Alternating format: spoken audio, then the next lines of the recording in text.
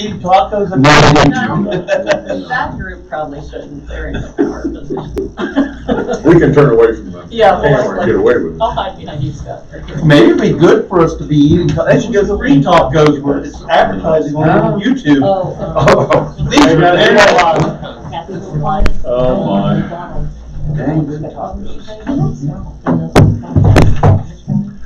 Yeah, Jim, I'm going to tell you, when you're doing the, you can use your phone. You don't have to leave that on the meeting app. You can go, like, if you want to go and do a calculator when you're doing the board meeting, you can get out of that. It still runs.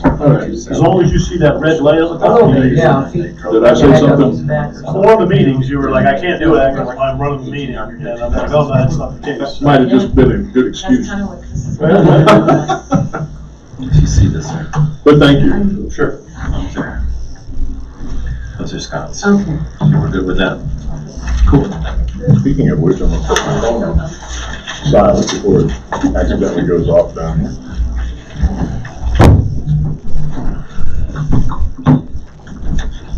Where's Mr. Lloyd? I saw he's here. Here's glasses and waters here. I said tacos and he went around. I doubt it. I don't think he ever eats that. No, he's in the bathroom. He gets all his calories from North Light. You know the mics are on. Wait on me. I don't know. We know. Oh, find somebody black. We're in the 7 o'clock. Ooh, it is. Perfect. Are you live? Yes, we're on. All right, 7 o'clock. Let's call to order the Hideaway Hills Club Board of Trustees meeting, November 19, 2019. Can I have a motion to adopt the agenda? So moved. Scott Martin is the second. Second from Linda. All in favor, say aye. Aye. Any opposed? Motion carries. The President's report. We got word today, one of our former committee chairs and a longtime member of Hideaway Hills has passed away, Rick Byron. I don't know if many of you knew him, but he was a really good guy to work with. I worked with him when he was the chair of the Utilities Committee. Spent a lot of time and a lot of effort. He worked with the cable company and the cell phone tower and the like, and I know a lot of people have good memories of him, so our wishes go out to his best wishes go out to his family and our condolences for that.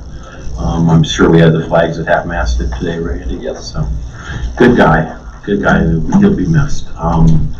Second note, we're upstairs. Again, we had a tough month in the lodge last month. Revenues stay down. I want to encourage people to come visit the lodge. We're changing the menus. Jim, I'm sure will talk more about that going forward. We're trying to come up with stuff, but we really need the support of the membership if we're going to keep the lodge going in a viable, strong future. We've got a committee that's reviewing operations, and we're going to try our best to do that. So if you've got it, give it a try, and we'll see how it goes. And we really would like more and more people to come back. That being said, we're now approaching the holidays, folks. Thanksgiving is only a short week or so away. We're going to have that, and then we quickly will be into Christmas. Please, people, the holiday home tour is put together by a number of our members. Invite everybody into their home, and it's a great, if you haven't done it, it's an absolutely great opportunity. Get a couple other members or friends that you have, and you just go around all day and enjoy people's hospitality and their generally there's food and drink and lots of good times, and then the money goes to, what are we, social committee these days? Yep.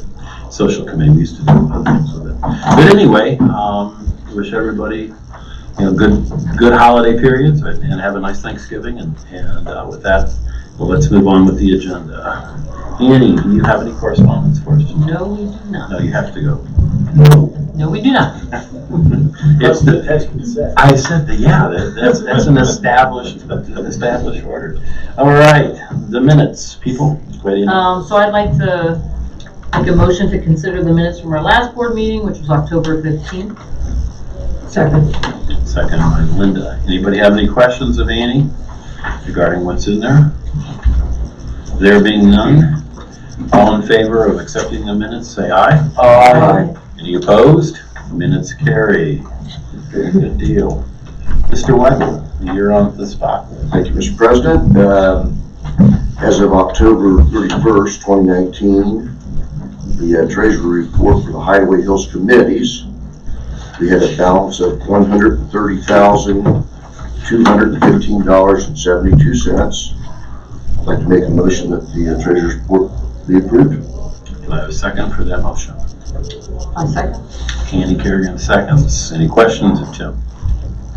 All in favor say aye. Aye. Any opposed? Motion carries. Jim, I have a question. Jim, you sent out the report, you sent out the spreadsheet that shows the transactions, but not the one that shows the balances.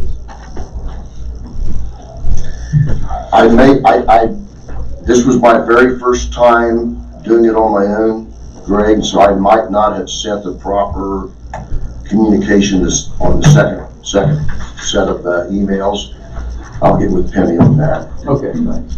You did get the actual treasury report. Right, I got that one. Okay. The other one, Tom used to send that, the guy just keep that when committees ask for funds, just to make sure they got some funds in the bank. And sometimes we found, though, they're asking for funds and they don't have that much in the bank. All righty, very good. Let's move right along. Eric, I think you have a special guest for us. I have a special guest in the audience today is Wendy Moore. Yeah. She is our local representative for the Ohio Lottery. I asked her to come today because it's one of the things I've just been trying to keep an eye on, or what are some ways that we might be able to continue to increase revenues here in the hills, whether it be the clubhouse or the lodge. And one of the ideas that kind of came to me one night was I was sitting at a place in Powell and watching people just go to these kiosks, these lottery kiosks, and throwing their money in and playing Keno or playing different lottery games and so forth. And I'm like, we ought to take a look at that. So I took it upon myself to go ahead and contact the Lottery Commission to kind of find out what it would take to have a system such as that. Specifically, I was looking for it at the clubhouse, but there's no reason that something like this couldn't be done in the lodge. And the idea is that the Lottery Commission would put in a self-serve kiosk, and you'd be able to, they'd also install all the communications and televisions for Keno, as well as give us access to all of their electronic games, including Super Lotto and so forth, all through this kiosk. The cost to us would be $12 a week, and we would make 5.5% of all sales, plus 1%, and you can help me with that, and it's 1 to 1.5% of all winnings. Of everything you cash in, you also earn 1 to 1.5%. And one of the things that I looked into, please help me on this, but I think the average lottery retailer Keno organization makes about 15 grand a year. So I was thinking that's, and our cost is only $12 a week, and they're going to supply all the communication, everything we need to do this. I thought this would be a great idea for our clubhouse. And in addition to that, it also keeps people in the seats. People are sitting there playing Keno, they tend to go, no, maybe I'll have one more beer, or maybe another beverage or something to eat while I'm waiting for my Kenos. So Wendy, do you have anything else? You did great. Okay. So is the 15,000 a gross per kiosk? Well, that's the average that every kiosk earns across the state. We have 10,000 retailers and about 2,000 Keno retailers. Actually, could you come up and talk into the microphone? Oh, please? you want me to send We're going to put you on the spot. Okay. Well, when we video or we send it out, Sure. I can hear you just fine. So of course we are the Ohio Lottery. So we are the state of Ohio. We are 100% nonprofit. All of our profits go to education. Right. Despite what most people think, that is totally true. So what we do with Keno is, as Eric said, we bring in a self-serve kiosk so your bartenders aren't bothered with the people playing. We do give them a terminal which they can cash tickets. So you can cash up to $599, And so the good thing about that is you're handing people money that are sitting in your establishment. So you're hoping they're going to either buy more lottery, you're going to buy more food, more beer. Just kind of stop. When you say you give them a terminal, you give our staff a The terminal? staff has a terminal behind the bar, Okay. and if you choose, you can sell from that, or you can just cash from that.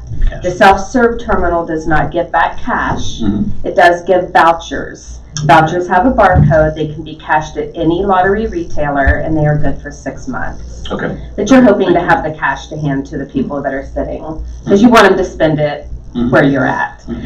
The average Keno payout is about 66%. So we do generally pay out more than half of what you sell, which will earn you an extra 0.5% in profit.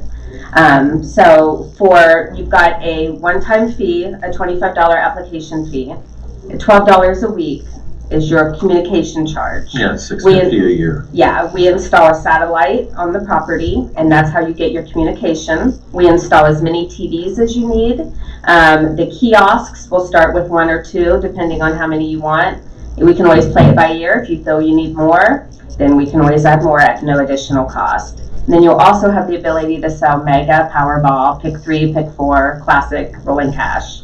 So maybe you'll bring some people in from stopping, if they're going to stop at work along a gas station somewhere to buy their Mega for the night, they can come here and buy it when they're having dinner, or if they want to play Keno. You will be on the Ohio Lottery website as a Keno retailer. So if someone's in the area vacationing or just driving through and they want to stop and play Keno, they can look and see that your establishment has it and maybe come here. What did you say the average was? 12,000? Is that per month, or is that? Annual, I think. That's your profit a year, usually what the kiosk brings in. That's just kind of an average. It's all really it's all dependent on who's playing and what they're playing, of course. And our commitment, Wendy, was? There is no commitment. So we do have a bond. All our retailers have to be bonded. With Keno, we do offer a $500 one-time bond that is totally refundable, that you do not have to renew every year. So if you decide you do not want Keno, you don't like it, you've had it 6 months, you've had it 30 days, you don't like it, your bond is refundable. So it's just a one-time fee. And all that does is ensure that you pay your bill. That's why all our retailers are bonded. I was in a place the other day, and they had pull tabs in that. Can you get pull tabs in that too? Not through the Ohio Lottery. We Okay, do not so offer the pull pull tabs are tabs. The pull tabs are offered through charitable organizations. Okay. And none of this money goes to charity that we're talking about in this? No, it goes completely to education. Okay, In the state of Ohio. yes, okay. Is there any bookkeeping involved on our side? Yes, there are reports that you can pull. We offer a numerous amount of reports on the machine. I will show you the reports, and then you guys can decide what is best for you with your bookkeeping. I can show you what your sales are going to be. The machine does not give change, so it's pretty easy. The money comes in, it will always be balanced. So just as far as your payouts behind the bar is the only thing that you would have to keep track of, which is a very simple report. The Keno draws start at 6:04 a.m. and they run to 2:29 a.m. So it's just basically the liquor license hours, but you can sell the regular games 24/7. Okay, tell me a little bit more with how the administrative piece of it is. So we have the kiosk there. So I go up to I'm not a gambler. That's So okay. you go ahead, so you go up and you put your money in the kiosk. You don't use Yes. credit cards, you just use cash. It does have a credit card and It does debit have a card credit card. option, Okay. yes. So the money goes into that machine. Yes. And so that machine stands there. Do we ever open that machine ourselves? Yes, you can open it to put paper in it, and then whoever is going to take the money out, So we would be responsible to take the money you out? would be responsible to Okay. take the money And out. that's a And then- daily event, or is it multi That times is a day? completely up to you. We draw from an account every Tuesday. So Okay. our sales run from Sunday morning till Saturday midnight. Okay, And then the money that anything you sell or cash, we will give you an invoice. And then we'll have a net total that you owe, or that we owe you if you've done more cashes than sales. And then that's what comes out of the account on Tuesday. That report is available on Sunday. So you can get it on Sunday and Monday for what's gonna come out on Tuesday. So you, of course, you wanna take it out of the machine to make sure the money is in the bank account. And I do suggest a separate bank account. I think it's easier because we run a week in arrears with our billing. Oh, absolutely. So then that way that We money want is in separation there. of funds, Mhm. very much. And during a training, we can definitely go over whoever you're going to have handle that, the best way to make the deposits and to know what to deposit. Okay, so then for the terminal that we use for the behind the counter, whatever that we use, that has to have X amount of dollars in it to be able to pay the cash You'll outs. probably have a separate cash drawer for that, is how most people handle it, and they'll do the payouts out of that separate cash drawer. So you'll usually start with a beginning till, Okay, and then you'll do your cashes throughout the day. and so we would be able to. You can withdraw from that. And then if you do need money out of the machine, if you have the availability to open it, if you need to pay out. You do not have to pay out. It's not a mandatory thing. You have the option, like say someone wins 300 and you just opened up. You can say, I don't have that money now, and you can opt out of paying out at that time. But of course, then you're sending them away without money. So we do ask, and you do earn 1% on everything you pay out. So we're paying you back at the end of the week. We'll pay you back what you paid out plus 1%. And that can sometimes be $2,000 to $3,000 a year. I know it doesn't sound like a lot, but it does add up. Well, it's better than paying money. And I will tell you, all of my bars that have got it, and anybody that has a sit-down liquor license, they say their food and beverage sales do increase with the addition of Keno. You're just basically giving them something to do while they're in here, a reason to come out, per se. And I can explain a little bit about Keno if has everyone played it or no? Okay. So basically there are 80 numbers. And every 3.5 minutes, we do a drawing with 20 numbers. The player has the availability to pick up to 10 numbers. So they're going to bet what numbers are going to come up on the screen. You can bet $1 to $20. So you can bet up to 20 consecutive draws. And then, so basically what numbers are drawn is how you win. So if your numbers come in, depending on if you bet 5 numbers and 3 of them come in, you can still win. Okay. So every 3.5 minutes there is a draw, so it keeps everyone's interest. And then we have a game called Lucky One that is played in between the draws. So it's a constant entertainment. Plus, you can also, at the same time, if you want to buy your Super Lotto ticket. Oh, definitely. Yep, you can get your Mega, your Powerball, anything that we offer. And you would also have the availability to do scratch-offs, which is the instant tickets. That was my next one. You do. I would highly suggest you wait and get this under your belt and make sure it's going well, and then you can add scratch-offs if you choose. If one person is taking care of all the paperwork on this, how much time per week is this going to take? It really just depends on what all you are going to do. Basically, the reports just take seconds, and however long it would take to balance your cash drawer every night, or if the person coming in the next morning is going to balance it. So they're we're going to give you a report that shows what you paid out of that cash drawer. The machine will take care of itself. All the money in there is already taken care of. So basically, all you have to do is balance your drawer that you are paying out of. But you said something about filling out a report. You don't have to fill it out. You pull one, you just pull a report off the machine, and it will tell exactly what you paid out. And then you're going to just make sure your till minus your payouts equals what's left in the cash drawer. And so it's you do very that simple. You can do it as often as you want. You can do it every shift. Most people do it daily. And the machine will print a little cash slip that shows everything that they paid out. So if there's ever any problem that the drawer is short, you'll have your cash slips to back it up. And the lottery can also pull reports and show everything that's ran through the machine per second. So it's really keeps a very good bill of. Typically, how much would you say go into kiosk is cash, and how much goes in as credit or debit cards? Mostly cash. Okay. I don't have a percentage, and I'm sorry. The credit and debit is new. We just added those on the machines within the year. But you do not pay credit card fees on that. The fees are all taken care of by the lottery. So it's no fee to you. We added them to try to get in the new generation of lottery players because not a lot of people have cash. And in doing that, we added them to the machine with no fees to our retailers. So if you have a shift change, the workers balance the drawer after each shift? we can pull what we call shift reports, and they're pulled on the hour. So the person leaving can pull a report before they leave to show what they paid out, and the person coming in will pull a report after they leave. So you can actually, yeah, you can see the reports based on the time. Understood, two different people are handling it. At the end of Right. the day, there's a, discrepancy. It's the same as a cash register, exactly. Like I said, there's a lot of things that you can do to verify the money. And that's something that when we can go over in training. I'll go over a lot of different things with you, and then you can decide what works best for you. Is there any connection with our liquor license or what county the facility is in? Well, anyone in the state of Ohio can have Keno as long as they have a sit-down liquor license. So, no, there is no problem with that. What training is involved?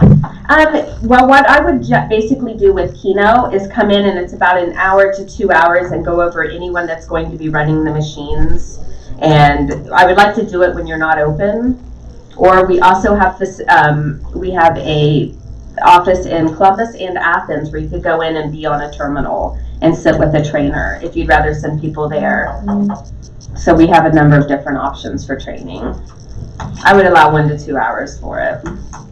Before we decide to do this, if we do, Mhm. is it possible that you could come in and work with a couple of our people who would be hands-on to show them what, so we get Oh, a sense? definitely, Because that would definitely. be, I think, getting, like Penny's input and Chris's input, if we're gonna try it at the clubhouse first, might make sense to see how they view it.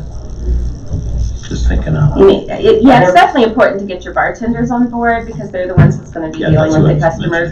mentioning. But we do need to let them know that we're going to offer the self-service kiosk.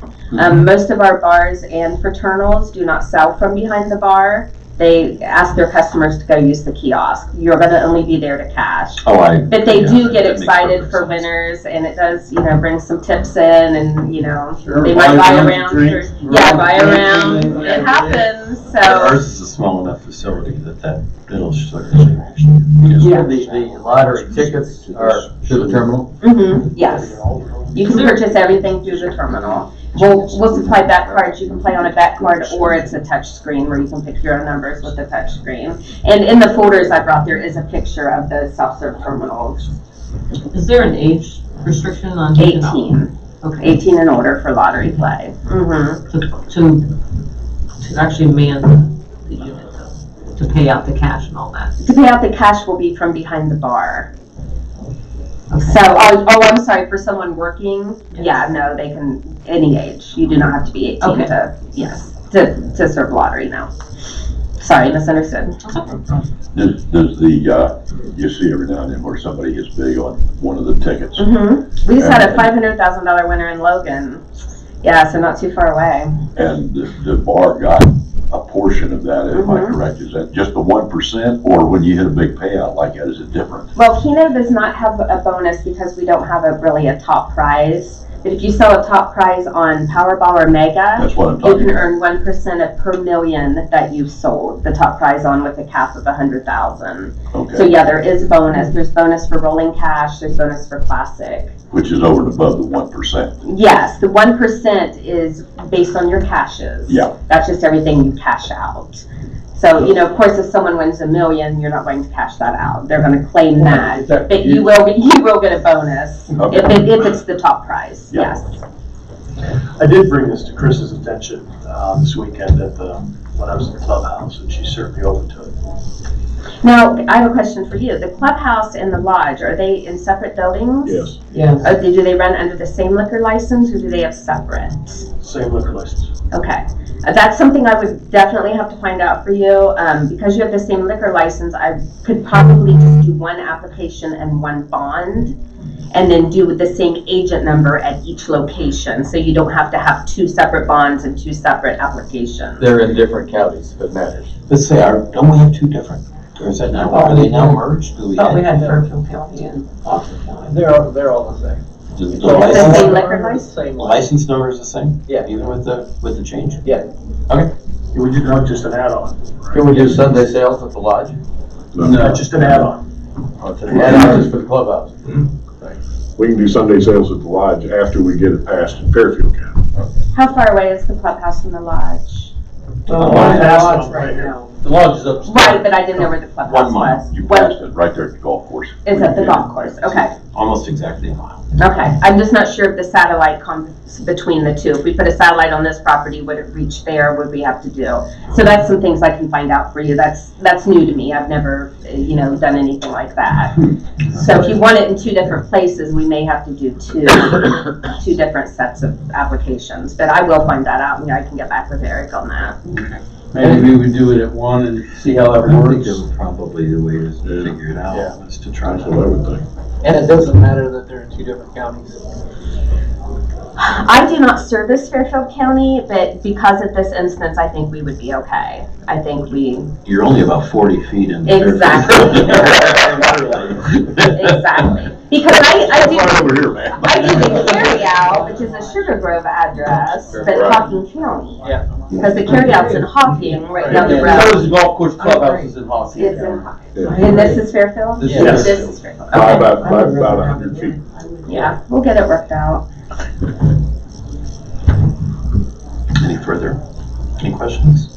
If we decide to go with this, how long, what kind of time frame? Okay, well, the application process I did put in your folder, it's an online application. Are you an LLC through the club? Or, okay, so you put it under your LLC and then we need 1 member to do the background check and we do offer them free and I put a list in the folder as well. And then that person would be like the main contact and the main person on the license.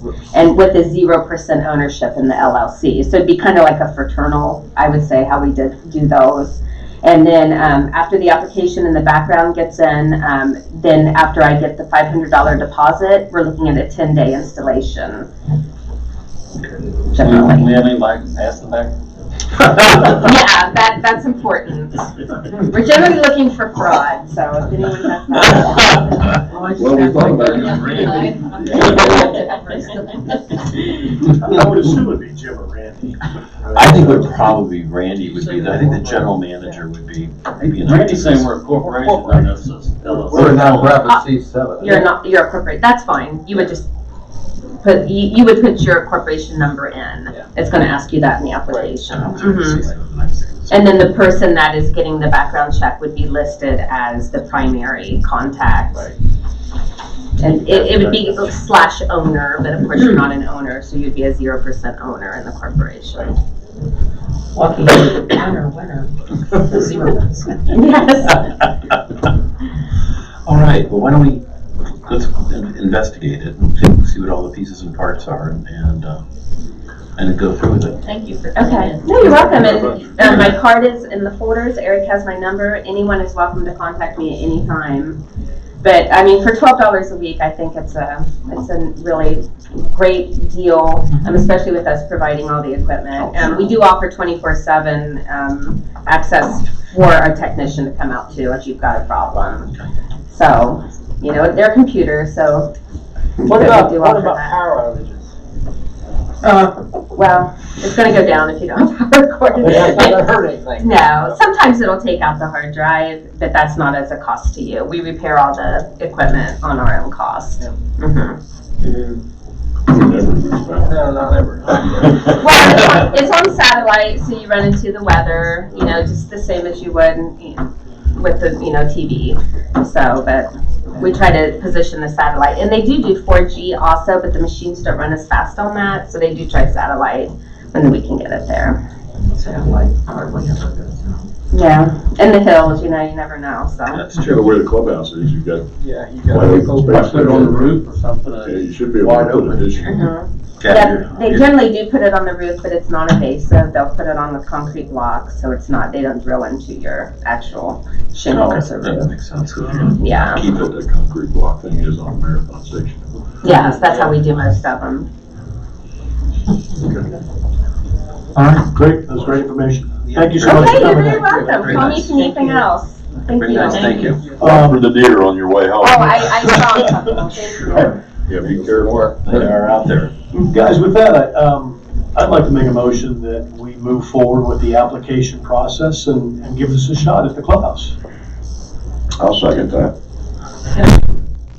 I just wonder, would we not consider doing it at the lodge to get people at the lodge since we're having more financial problems there in the bar? I agree. But the intent is to do it at both eventually anyway, right? Right. So, I think you would see much more action at the clubhouse personally. Just because it's open more hours, for one thing, Yeah. I guess. I mean, I It does make, think you would get a better, usage and an idea of how active it's gonna be at the clubhouse, and then, like she said, we could easily put a second location here. But that's just my personal feeling. I tend to agree. Let's, jump in with 1 foot instead of 2 feet. And also, I remember when Tom and I were doing all that research on the pull tabs, the board at that time didn't particularly think it was fit for the lounge at the club, at the lodge. I'm sure not ruling it out.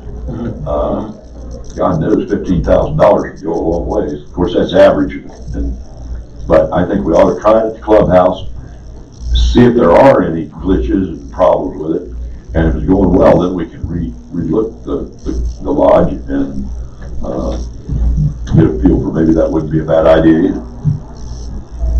I think they'll be different.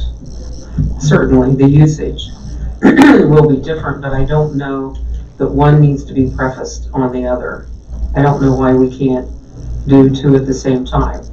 I think usage would be different. There are different hours of operation in each facility. What would be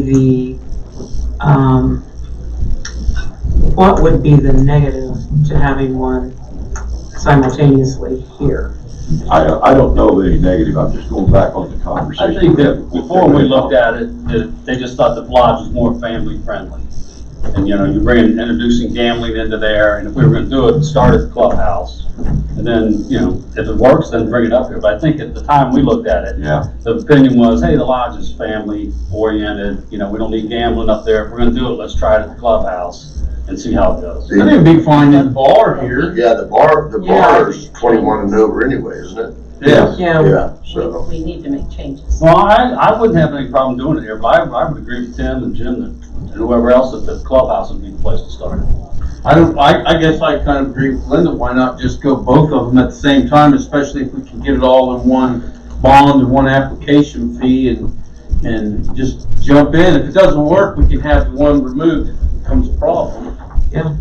I wonder if that would be $12 a week at each location, or not I that think that's all it's that much money. I know, I got the impression it was 12, she left, but I got the impression it was one account, $12. She was gonna try and make it. She said we could have 1, 2, or 3 kiosks. Well, we certainly wouldn't want to start something that's just going to make less people come to the lodge. Absolutely. And so I would think, I mean, we already have what I've come up with another thing on a different topic for the lodges. I see a lot of people going to the clubhouse because we have smoking there. We don't have anywhere to smoke here except to walk across the street where you can't even drink, can't sit and talk to anyone. I think that's already keeping people away from the lodge. That we wouldn't want to start. I think we would want to go into both places. Good point, Scotty. What about physical footprint that we would lose with the kiosk, especially in the little bar area? I don't think it's very big, is it? I don't know. I've seen them, they're about, I don't know, 5 foot I high. mean, I would want Probably a to, 2x2 footprint. I'd want to investigate where we would put it there. I mean, I think maybe in there. we've got more room, at the clubhouse. That little bar is pretty tight Well, upstairs. but the kiosk could also be put just outside the entrance. Yeah. Oh. Yeah. I was more concerned at the clubhouse, or maybe the lounge both, where you're going to put the screens, because I'm sure they're like 40-inch screens for Keno. 20 by 20. There are 32-inch TVs everywhere. Is that what they are, 32-inch? Yeah. They can hang them from the ceiling somewhere. You'd only need one up here in the lounge. You might, We probably only need one in the clubhouse You'd only as need well. one at the clubhouse, yeah. I mean, if you're paying attention to, well, I've played before. I don't even gamble. I've never played the lottery, but I played the Keno. When I go to Roosters, I'll put 20 bucks in, play $1 a game for 20 games, and play the same numbers. And Then when my food comes, I never pay any attention, so I can scan the thing and see if I've won or lost, or, you know, like she said, you usually end up getting some money back. It does keep people there interested. Well, certainly, if I paid for my games and I was gonna leave anyway, I might as well wait till I, you know, go through my 20 games. Because I normally run right out of the clubhouse as soon as I can.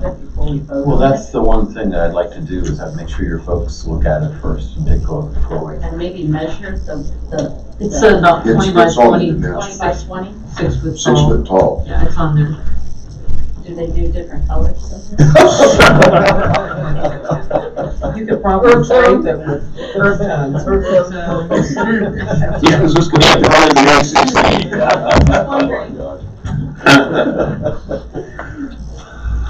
I guess I'd like to hear from our employees first before we, I'm certainly, sounds very positive to me.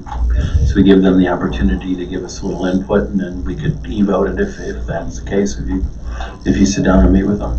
It's definitely a minimal investment on our part. It seems that way to me too. So, From the employee's point of view, or standpoint, you got a little bit of an investment, you gotta count down a cash drawer, you got cash in a machine that somebody's gonna be responsible for. Now, none of this, this isn't negative, I'm just saying you're gonna have to have an employee, That's what I was trying to get at. one in each location at least, that's responsible for making sure that money and the reports get to the office so that it can get in the account so that they can pull their money. That's not it's easy to put something together for that. Just some steps will need to be done. I don't see a problem. I was gonna say, if our employees come back and say, we don't wanna do it. Now we find new employees. agreed? That's not. But you got there. If they're part of the decision process, it's a good thing. It's, I think, Randy, we're getting feedback no matter whose mic it is. I'm worried about you. I can't talk. No. that's not yours. No, it's already coming through the speaker. I'll tell you what we can get with Chris and Brandon and Carissa tomorrow, and kind of talk through a little bit with them and make sure that. Excuse me. And I don't see any pushback, and I really don't see any issue. Okay. The only issue, again, might be trying to figure out, even though it's only 20 by 20, where we're gonna put it upstairs. 'Cause I think you're gonna want it in the bar, so that it's right there, the Keno, the screen's up there. We'll just have to look. You can put it right around the corner from the entrance to the bar. Where the old grocery stand used to be. Yeah, you could. We'll just. Because you don't need to see the screen while you're filling out your ticket. Because you fill out your ticket like a punch card thing, and you're at the table, and then you take it and scan it in there. Well, we can go talk to them tomorrow. I think you need to talk to Penny and Christina also. Yeah. They're gonna. Absolutely. Yeah, I just give them the. I don't see a negative. Yeah. It's hard to see a negative in $15,000. After we discuss this with the different people we've talked about discussing it with, how quick can we go forward if everything seems to be positive? Do we have to wait till the next meeting, or? Depends on how fast Greg can sit down at his computer, punch out an e-vote on it, which probably about People 6-7 respond to days. the e-vote. About 6-7 days, yeah, then after that, probably have it by 1st January. Well, we have a motion on the floor. We do. It's been seconded.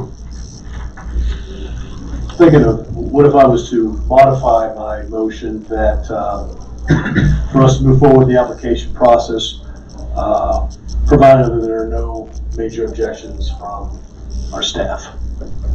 Second. I guess you have to withdraw your first motion. Okay. I'd like to withdraw the first one and add the second one. That's fine. So, Is that for kiosks in both locations? my Because motion is for us to go down the application process, and I think that we can work through those numbers and figure out whether we want to do a 1 or a 2 location. But I guess what I'm trying to get us forward on is to approve or not approve this process. I'm fine. Do we have a second to that motion? Tim, second. Any further discussion? So the motion is to pursue the process, get input from the staff, and move forward with all due haste. All in favor, say aye. Aye. Any opposed? Thank you very much.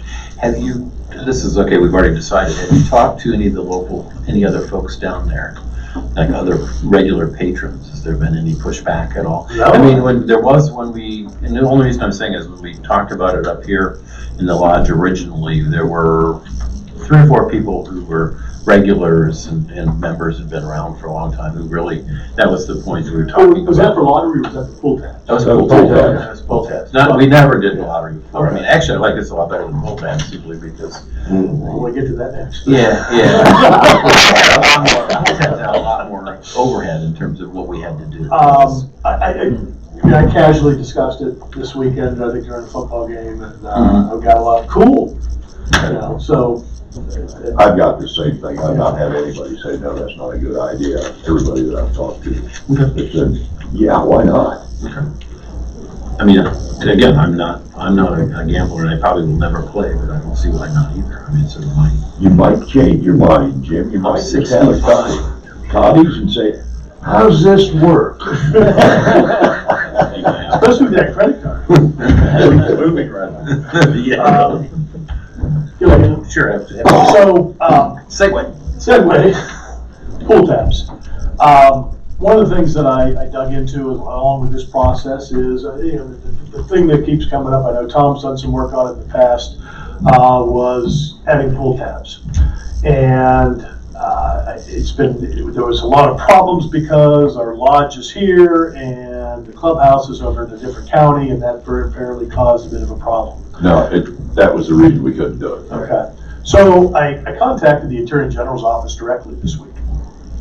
And I spoke with one of the representatives, and their response back to me was that we could do pull tabs at the clubhouse if we had a sponsor, a charity sponsor, essentially. And I haven't dug any more into this at all. I got some preliminary information to see if we wanted to move forward, and I'd be happy to go and to continue to dig if that's the direction we'd like to go.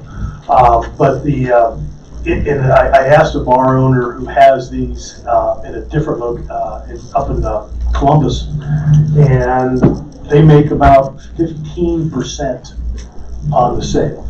And that's to the particular charity they work with. Now, of course, we have to find a charity here. The way that the one that I'm familiar with works is there's a kiosk on the wall. It distributes, you put your money in, it distributes out your tickets. Sit there and pull them, and that's kind of how it works.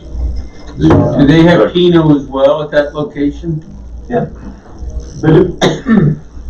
The kiosk that I saw, I didn't ask about it, but they had Super Lotto in there. They don't have Keno, but they had Super Lotto in there, or Lotto tickets in there, scratch-offs, I think they were. But they also had pull tabs out of the same kiosk. Now, whether that's just something that probably ought to explore just to find out. So that's, I guess if there's interest, I'm happy to go into. Did the Attorney General explain, when I did it, they said the critical place of business had to be in the same county as where you're gonna sell. We have to get a charity in Hocking County, and we're fine. Okay. That's what they told They had told me. Because I brought that I used that example. We have our corporate headquarters in Fairfield County and our liquor licenses, and I explained everything. And the guy says, oh, that's different. Well, hold on. He came back and he said, that's fine, as long as you contract with a Hocking County charity. Because at the one point, we talked about getting a separate address down at security or something, and, decided that wouldn't work. Well, they gave us an address to the clubhouse when they gave us the Sunday liquor license, so we have an address now. 151 Hideaway Hills Drive. But you're saying it would be allowed in the lodge, but not in the clubhouse at this point that you know of? No, it would be the reverse. We could do the same thing in Fairfield County for the lodge. We'd have to find a different charity in Fairfield County than the one we'd have in Hocking County, according to what the Attorney General's office. I have still have the contact that I dealt with that works for Lancaster Bingo. And, I can give it to you, pursue it, or anybody. Well, I guess if the board wants me to pursue it, I will continue to go down the road and report back on what I found. And we also, I went over to Pine Hill, they do it. I mean, they do they pull them out of they got like a drawer. And, I mean, they had to weigh the tickets, so there's no fraud or anything. But there is like a kiosk that would be much simpler, nobody's handling money. But when they had a shift change, they had to weigh the tickets and get an idea of what, how much was in there. And it was, I don't know, we want to get into that. They make a lot of money on it. Oh, gee, yeah. Sounds like kiosks would be Yeah, I like the a kiosk. lot idea. easier. Yeah, no, our staff still would be involved with payouts, but outside of that, it's all. I guess just as my opinion going forward is this, obviously the lottery commission and going there, seems to be a lot, easier to get implemented. So why don't we, follow up and find out the information and again, if this first piece works out and people are happy, then we can decide at that time whether we want to go add on another, we just become the Hideaway Hills Gaming Commission. No, I'm fine with that. I mean, do I need to make a motion or? I would just say, Okay, I'll, Tom, if you can get me your contacts, I'll keep moving forward. All right, thank you, good job. Let's see, we'll figure out here fairly quickly. See if we can get these folks in and get something from them. All right, moving right along, Mr. Kirk, you are on the spot. And I have some exciting news. Not as exciting as putting a kiosk up for Keno, but exciting. Management Committee has completed the agreed upon process to replace an outgoing member and will present that member for a vote later on in the agenda, but he's sitting here, so I wanted to introduce him. John Jeffers, likes to be called JJ, is who we're presenting. And we followed the process that Linda and I and Dennis put together months ago, and seemed to work. Secondly, Lodge Clubhouse update. October sales were $1,600 less than prior month, and October's expenses were $4,300 less than prior month, resulting in a loss of a little bit over $17,000. This is the Lodge. Food Service Committee has met 4 times, resulting in a new menu with updated pricing that started today. I think he announced it last, I don't know, Thursday or Friday or whatever. Also, event planning is starting to take shape. We actually have the beginnings of a 90-day calendar that has 120 days on it, so I guess that makes it a 120-day calendar. Yeah. And stuff's getting added. For example, trivia night is back. I know there's some people that used to love to come to that and play Keno and win trivia. And we're also working on some other things, but that committee is showing progress. Clubhouse had a slight downturn in sales compared to prior month, with expenses being up about the same, resulting in a loss of about $4,872. There was a couple things on there that, because of the comparison is this year to last year, that everybody's going to look at, you're going to think payroll's jacked 1 month or something, and that's why I did a prior month comparison, because about 6 months ago, we made a change down there that in the evenings, and it was especially Wednesday night when they were having golf league and a few other nights, there is 2 people there so that there's not just one person trying to cook and serve drinks. So that increased the payroll over prior year because they didn't do that the prior year. Other than that, that's mainly the change in the payroll from last year to this year. There wasn't hardly any change month to month. The other piece was, if you look at food, let's see, I got it right here. Compared to last year, hang on just a second. Food, are you talking about the lodge? now I'm talking about the clubhouse. Food and beverage, it looks like when you're comparing to last year, October, like it was up, it is up a little bit, partially because she has more storage space now that they're done with the construction. So she's, in October is when they finally wrapped that up, so she put in a little bit more stores. And also there was an event that involved going to the outside and buying a little bit of extra food, and that jacked up the food cost just a touch. Moving right along. Arrangements have been made for the Hocking County EMS to do the first aid and AED update training for all of our security guards at no charge. That is, it will give us an opportunity for some humor, because the training will be next Wednesday, and that means they're going to have volunteers running the front gate for a few hours while all the guards are up here. And normally when we have volunteers running the front gate, we end up with some funny stories to tell about it. I think I'll stay home. I believe we had to disconnect the gate last time. I was there, and that We was, had to unscrew it. that was not a board member's fault. It looked like it was, but it was not. That was, pardon me? Equipment malfunction. Sure. Works for me. That was, it was like, how did that happen? You know, there was like three of us looking at it going, oh my. But everybody survived. There was no damage, well, very little damage done, and we all moved on. But the great thing is our guys are gonna, most of them, it is update training. A few of the new guards, it'll be their first training.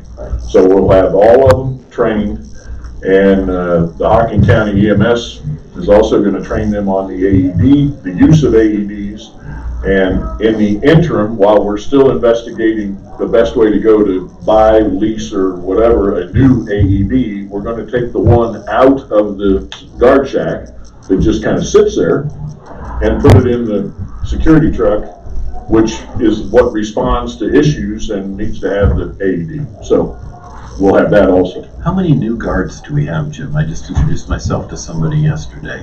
Is the one that looks like he's 12? Yeah, no, it was, anyway. Three?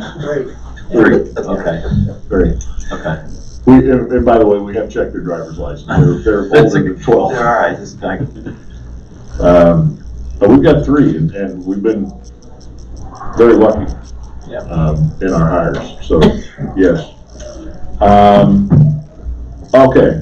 One other thing that I wanted to update you on, and it's been almost a month, so I will still knock on wood. The issues with the Sugar Grove Post Office seem to have been ironed out, and proper addressing for mail and package deliveries been communicated more than once. And so far, it seems to be going fine. On top of that, the United States Postal Service saw fit to ship in another bank of those lockers for the down front post office. And anybody that thought we didn't need them, go by there after the guy leaves and see how many of the keys are missing out of them or over. So that was that saved probably, I don't know, 10 members a day from driving down to Sugar Grove to pick up stuff that wouldn't fit in the other lockers. The security guards, I checked with them. The addressing of the packages seems to have helped with their issue of getting stuff that they weren't supposed to get. Now we're heading into the time of the year where Amazon, UPS, FedEx, and the Postal Service will drop. There'll be hundreds of packages a day drop there. Excuse me. So, but I think we have an agreement with the young lady who's the supervisor at Sugar Grove, and it seems to be working. And one last thing on that, we've had a couple members not happy about the fact that when that postal guy, when the mailman is in there loading the boxes, legally that door has to be locked. And he sometimes takes a while. We don't know if he takes his lunch while he's in there or what, but sometimes he takes an inordinate amount of time, and people kind of go over and complain to the security guards that they can't get into the mailroom, but we haven't had any other issues. Very good. Their security guards have the answers for them. I mean, go complain to the post office. I would imagine most of the people that are going in there while he's loading up happen to be like me, retired from all the time in the world. So go to the clubhouse and play Keno until he opens back up. That's another good reason for Keno. Maybe we'll know. Well, there's, when he'll turn around when he carries his mail in there, obviously, and then he turns around to go lock the door. And the first few days that they were doing it, it just seemed the timing stunk, because there'd be somebody like us that's retired walking in. What do you mean you're going to lock the door? Well, I have to lock the door and he got some arguments out of some people. So It's hard to feel bad for you retired people, really.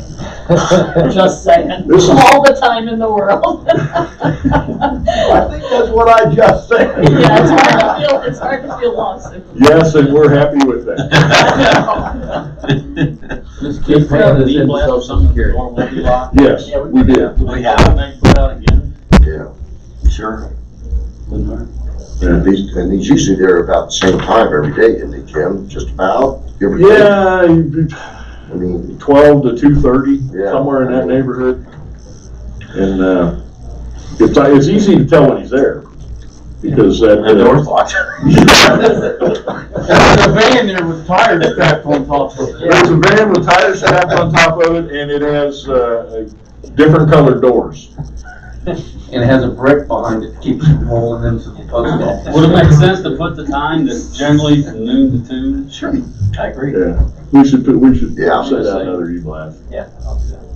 But hopefully, and knocking on wood, our postal situation, which was nothing but a misunderstanding in the first place, is I think it'd be interesting here in that, do we keep track of how many packages we run through there? We document them.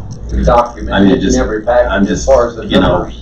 So, I mean, once we hit Thanksgiving, it would be interesting to share with our members how many doggone packages we're taking. well, yes, we should share it. We have a part-time guard that comes in. His hours are the afternoons, pretty much just to handle packages. It's a real cost, and that's the point, yeah. That's very good. That's all I got, sir. Any other questions for Jim? Are we doing the gift card Yes. deal? When will that start? I think they're gonna announce it tomorrow. It's not gonna be 20 for every 100, it's gonna be 10 for every 100.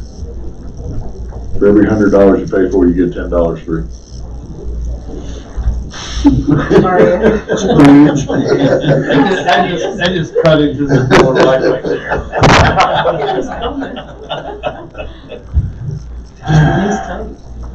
I'd just buy $7,000 worth.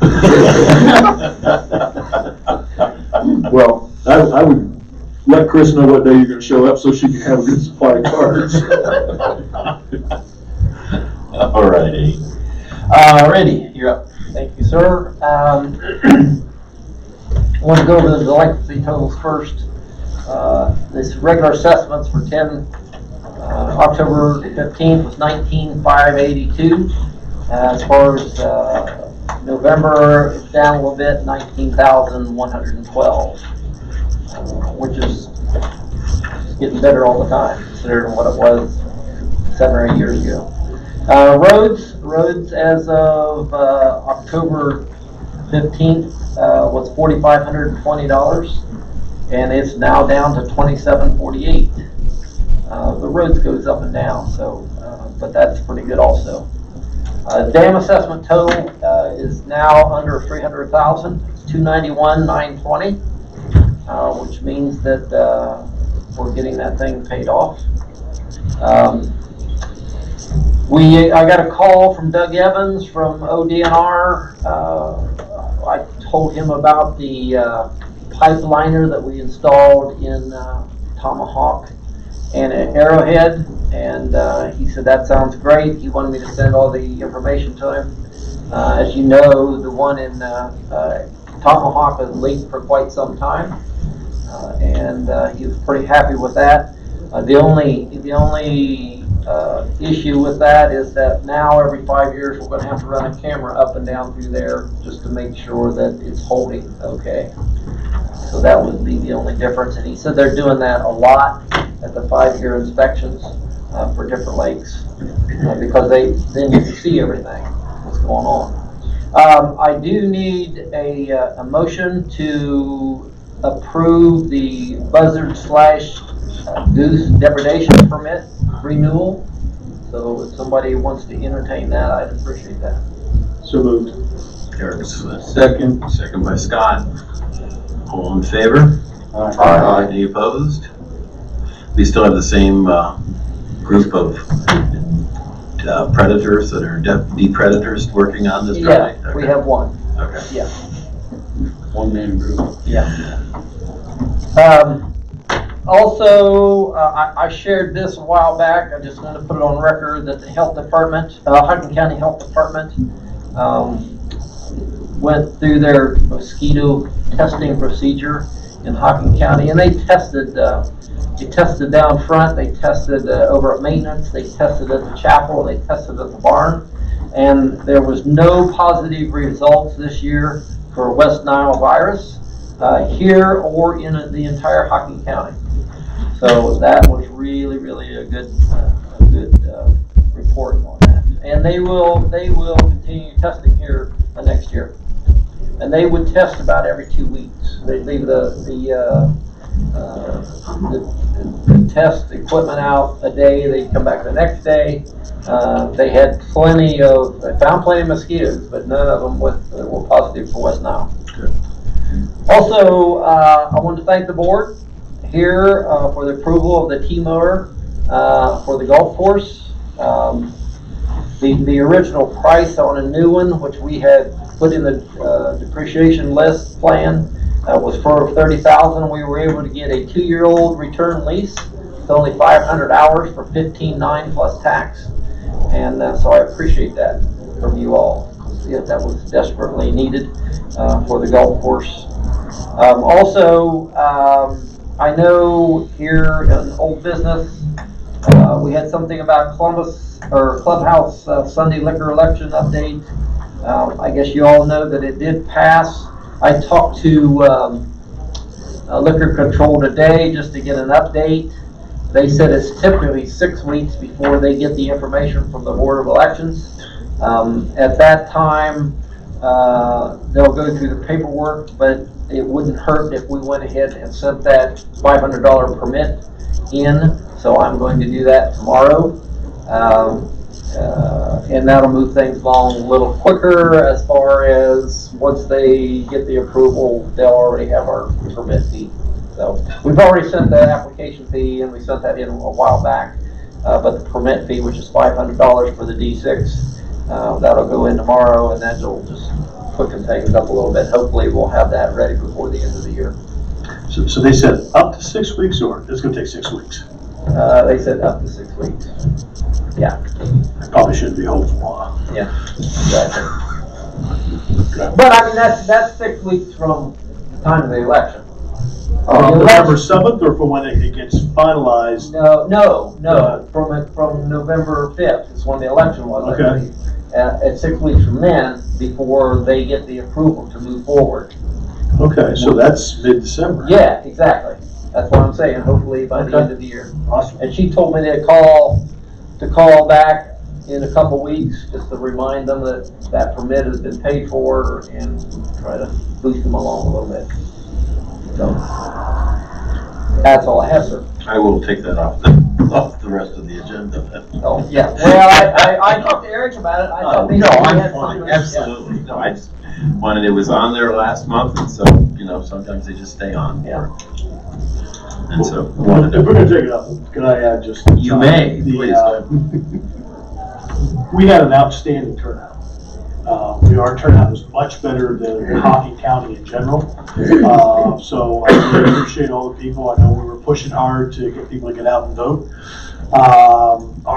There was, I think, around 60 issues on the ballot, and we had the 4th highest turnout.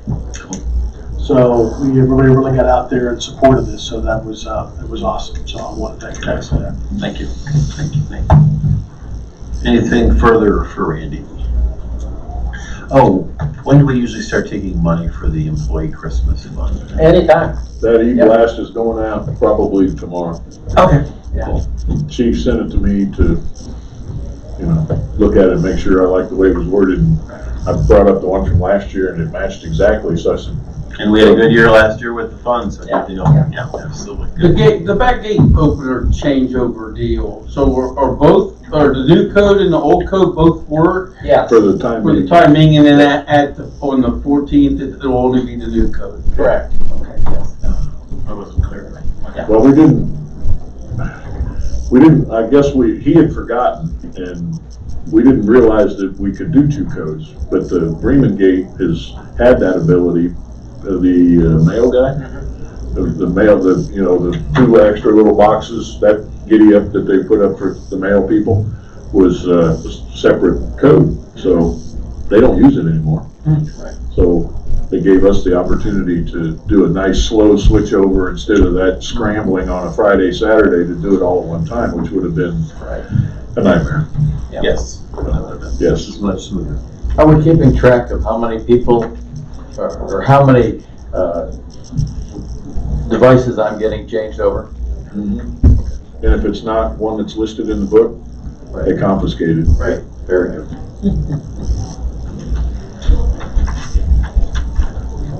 And how many have you confiscated? Several. They also had some people, and you can go buy a gate or a garage door opener, and if it's coded the same, it'll work. Sure. And people are walking in with their Lowe's version.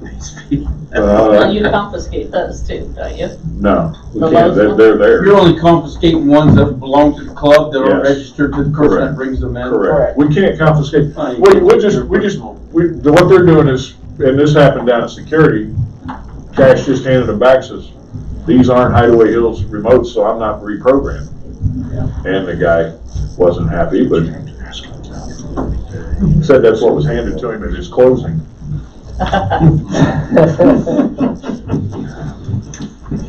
So you're not reprogramming the $8 ones? Correct. Good. Yeah, you can't get them at your closing because you're not officially a member until the board approves you at the next meeting. It's true. All right, moving along. We're on committee business and reports. Mr. Tassin, do you have anything tonight? Nope. Mr. Lloyd? Yeah, a couple of things, for your information, Jim, and I was negligent in doing this. We talked about the Eric Winsock State. One of the members of the committee has volunteered to do that for himself. So, he is going to go ahead and put it all together. Pour the concrete and everything? Yep, so. Cool. And that's my fault, I should have contacted you, but I just found out last week. Range committee.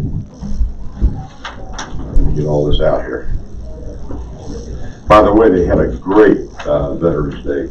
Anybody that was there just had a ball.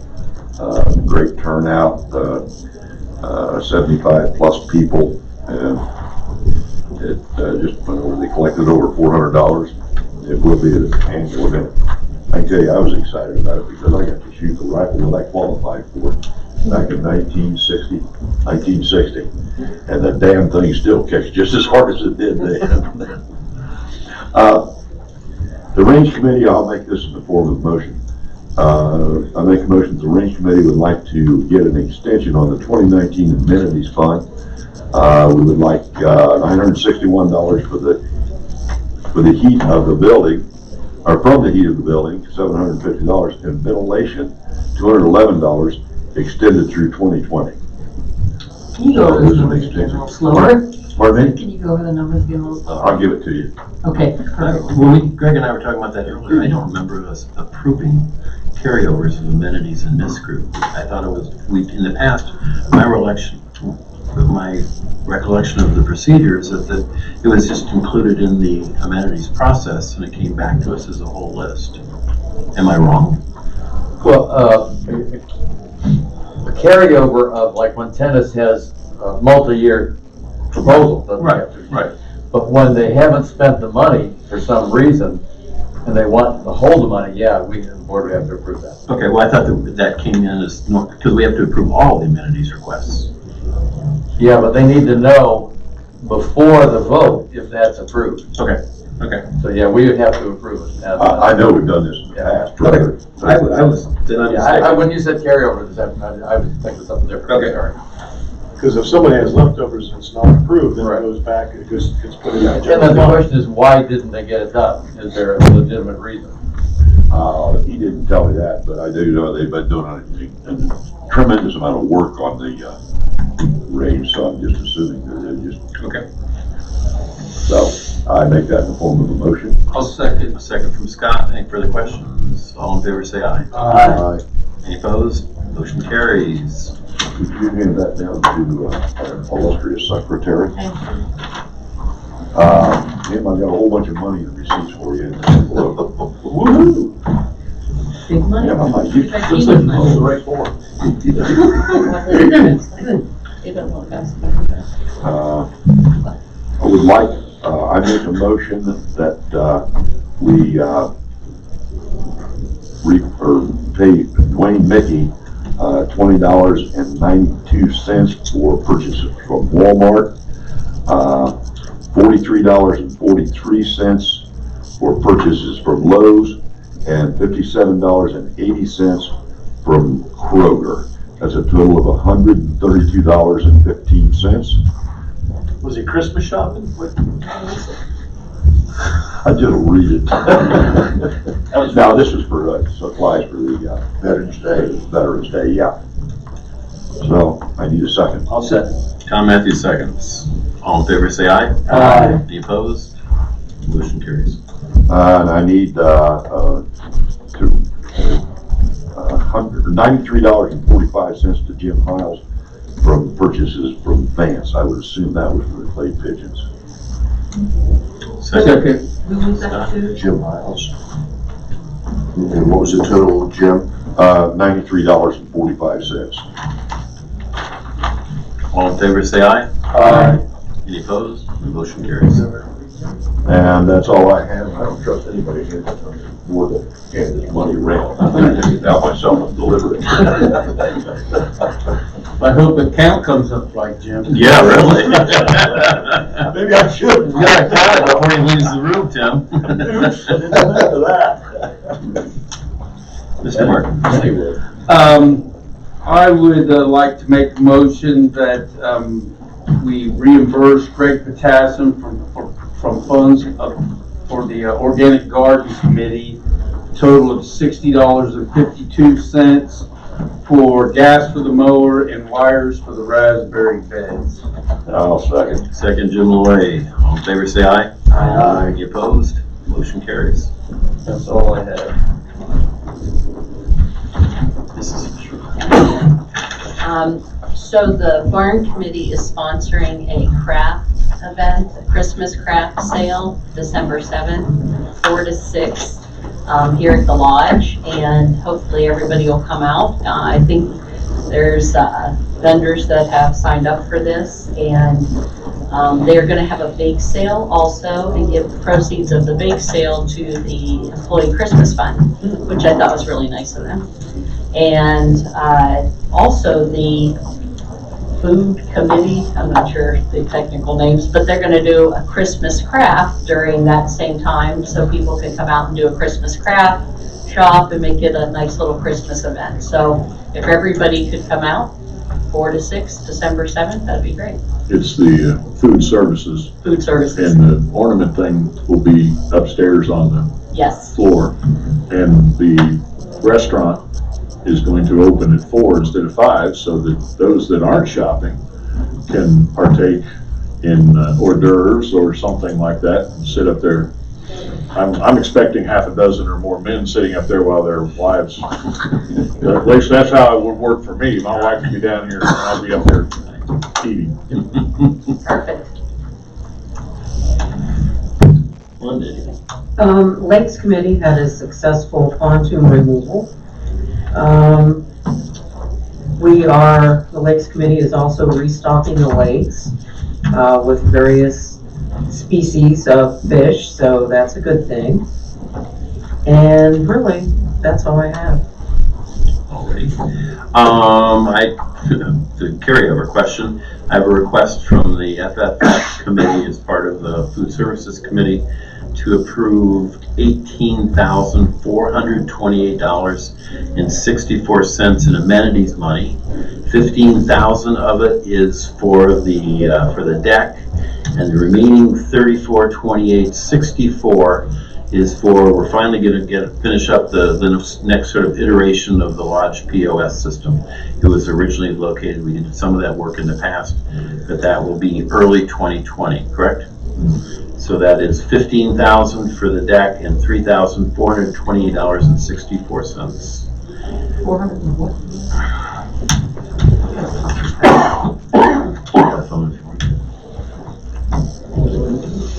Committee funds or amenity funds? Amenity funds. Amenities. And they're doing a carryover.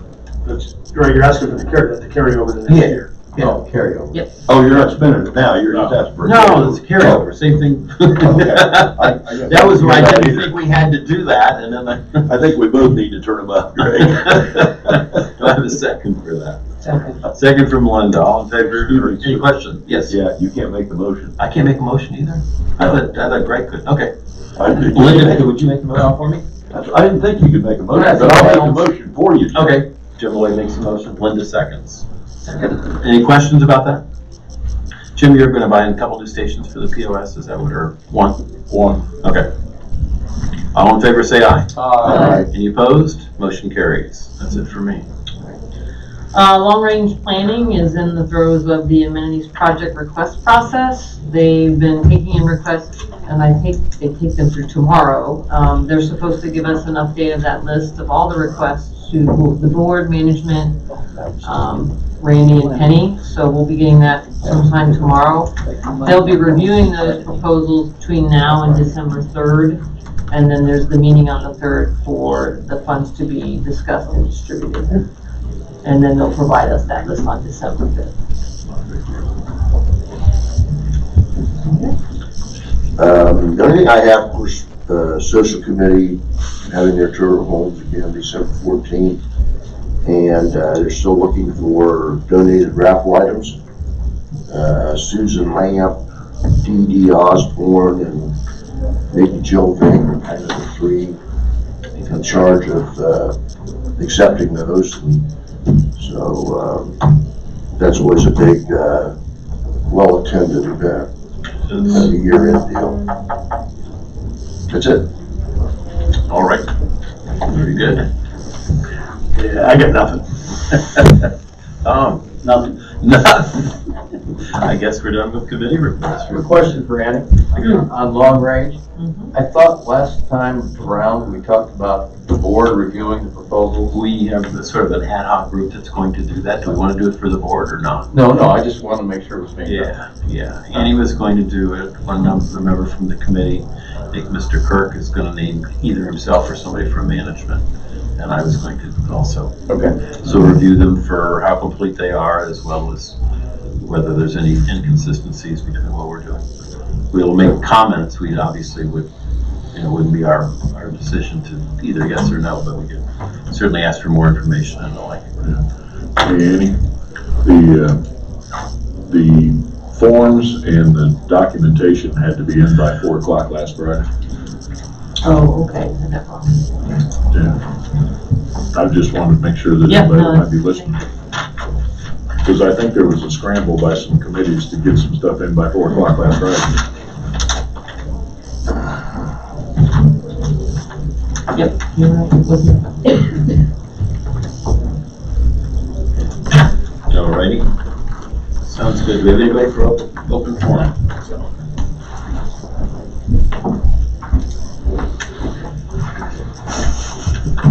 Nobody wants to talk. All right. Cool, we're back on the agenda. Unfinished business topics. Does anybody have anything I don't have anything. Nope. Would that fall under the thing that you and I talked about, unfinished business, or is that gonna go down? I was gonna do an additional business. I was gonna finish. So. Yep, we can do it then. All right. The entertainment part of the evening. The reading of the e-books. So we'll start with the e-books. And the first one, from October 24, 2019, Lakes Committee e-vote to refund the following members for a portion of or all of their fee for boat removal. Hurley Lot 715 paid $95 for removal and storage and decided to only store their boat. Refund of $30. Forte Lot 343 canceled boat removal and storage. Refund $95. Millsop Lot 94 canceled boat removal and storage. Refund $95. On 10/24, we had an e-vote to rescind paying Millsop $95 and approve paying Millsop $65 from Lakes Committee funds. There's a net of $30 there. E-vote to reimburse Janet Granzow $53.75 to approve a Christmas craft sale for HAH Crafters sponsored by the Barn Committee on December $1,976.55. 3 cents to Michelle Winship for cookbooks. She paid with her credit card.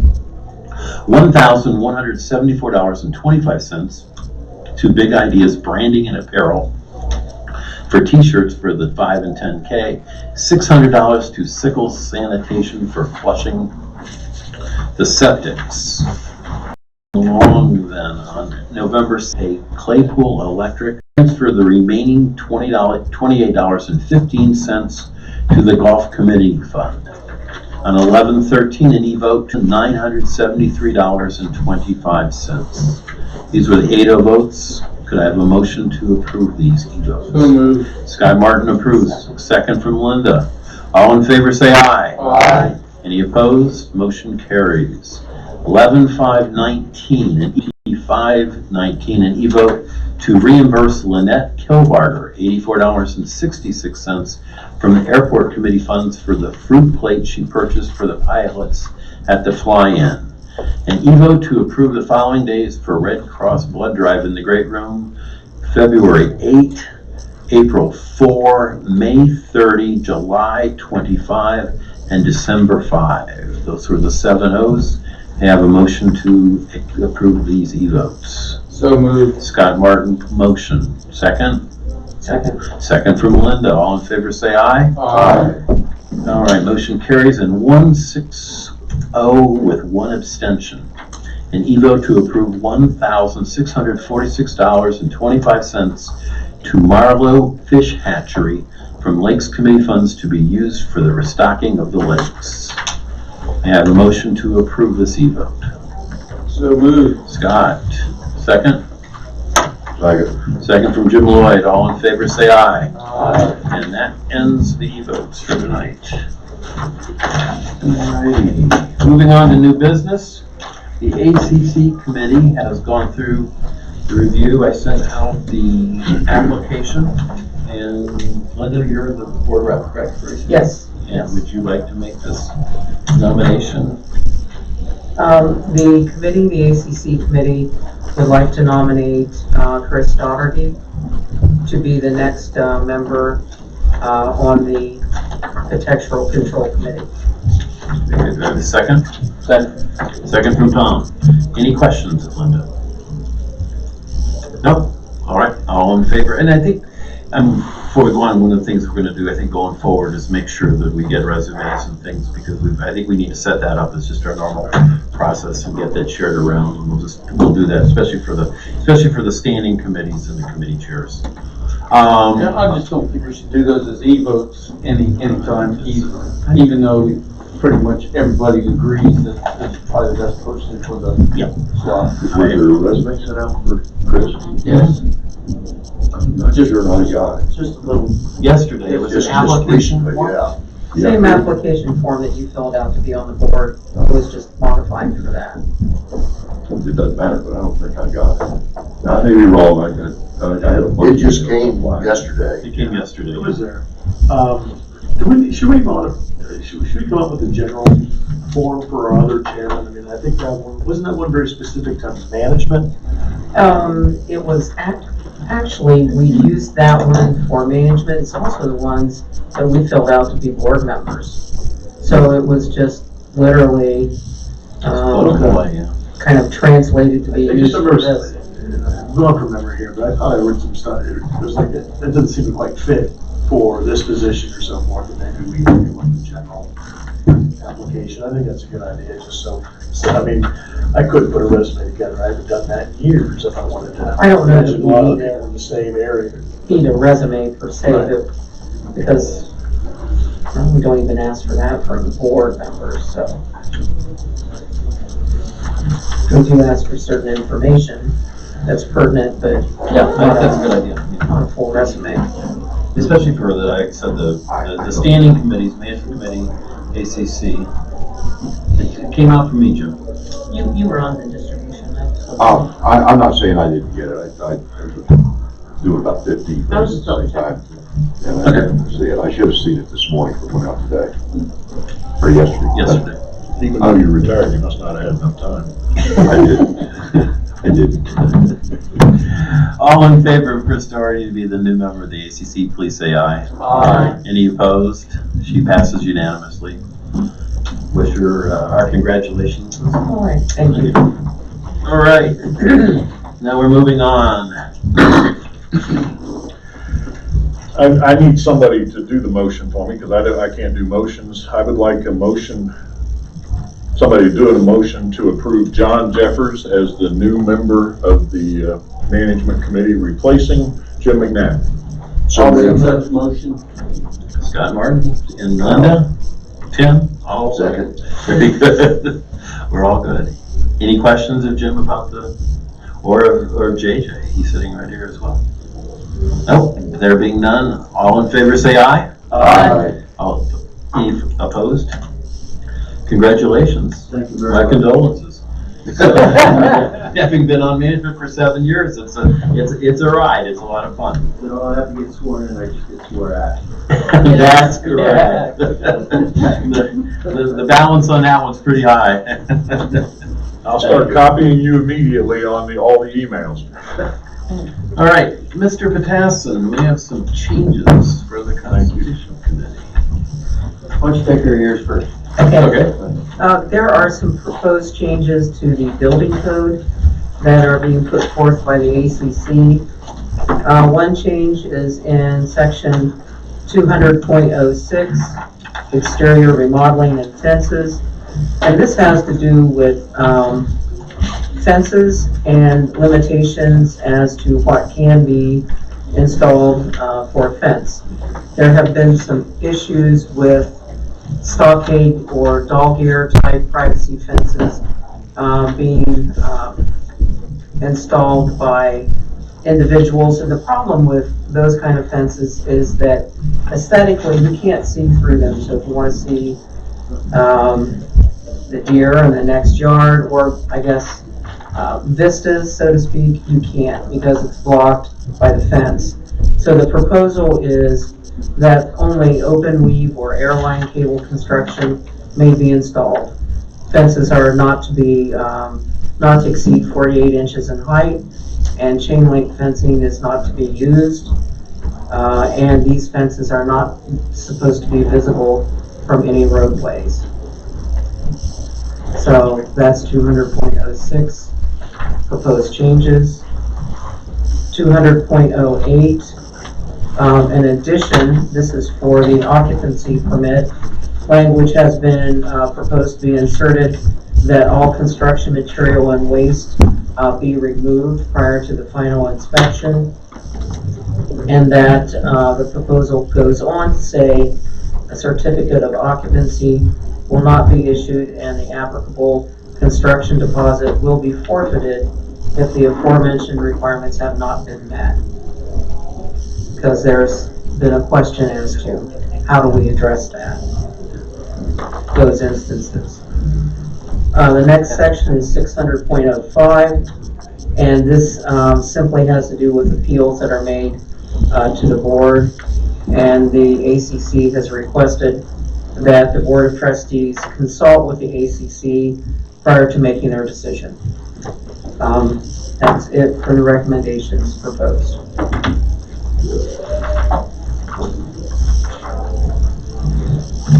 Any questions, Linda? I have a question. Why do we have to consult with the ACC prior to making our decision? I think that came from my understanding is when there was an appeal made to us here recently, and we overruled the ACC. There wasn't anyone from the ACC who formally spoke to what their process was and why they made the decision that they did. And all they were asking for is the opportunity to be able to state their points and their issues. Is that correct? Yes. So shouldn't they then be invited through the appeal I process think rather than be consulted before we make a decision after? I think that's fine. We don't necessarily make a decision. This language says before we make a decision, we consult with the ACC. Right, that's what you're asking for, but Right. I guess I'm somewhat opposed to that. Why, like the last thing that we decided not to allow the lady to keep her blue roof, they were looking at wanting her to tear the roof off and do it, and I don't know what the time frame would be by the time she gets to that appeal process. Why wouldn't they just come to the appeal process as well and present their findings then? I think that would be probably best practice. Instead of us deciding, then we've got to talk to the chair of the ACC before we can implement.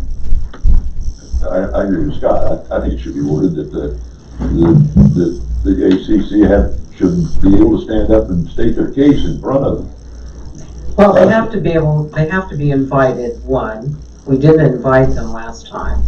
Well, I agree. I'm just saying that maybe that's what we should do instead of this I don't proposal. like the word consulted. What's wrong with consulted? I don't know, it doesn't say we don't have to come to the meeting, you just can't do anything until you consult with us.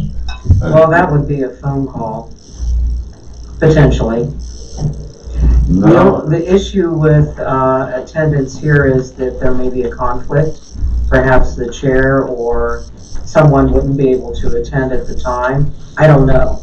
This is their preference for the language, and consulting is simply that, consulting.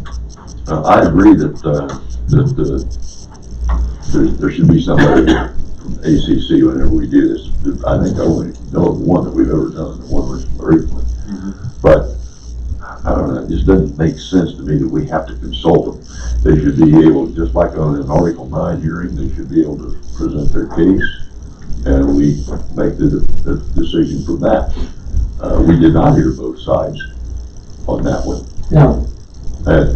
And we went forward anyway. Yeah. And we went forward anyway. As is our task. And we'll Right, we did supposed most to. of it, Do you think, Linda, it would work to say something along the lines of, the ACC will have an opportunity to make their position known to the Board of Trustees in writing or in person prior to a decision being made, sort of flip it that the onus is on them to get us the information? I think that's exactly what Before Scott and I the are talking appeal, is that, would something like that work? The appeal doesn't come out of nowhere. Because they could. It would depend on the timeline in which they would be given that. So if they are given the opportunity a day or two before, and I think that's pretty much what happened the last time. The agenda was set, and it was set pretty quickly so that there wasn't enough turnaround time for someone from the ACC to attend. So I have mixed feelings about that because of that very reason. I don't know how the appeal process works, but could the ACC be given at least 7 days notice of a meeting or the appeal, so they have an opportunity to either And correspond or the process communicate. is pretty straightforward. I mean, all they do is they make the person, asks for, in this case, the person did the construction prior to consulting with the ACC, so there it was. Blue roof is on the house. And the ACC said this is unacceptable, and then the member came directly to us with an appeal because of the cost and everything else involved, and because of sort of, in previous cases, there have been some decisions which were made to allow colors which may or may not be earth tone depending upon one's opinion. So we took it and went ahead and approved it. And it was a unanimous approval. It wasn't like it was some type of split decision that was, Right.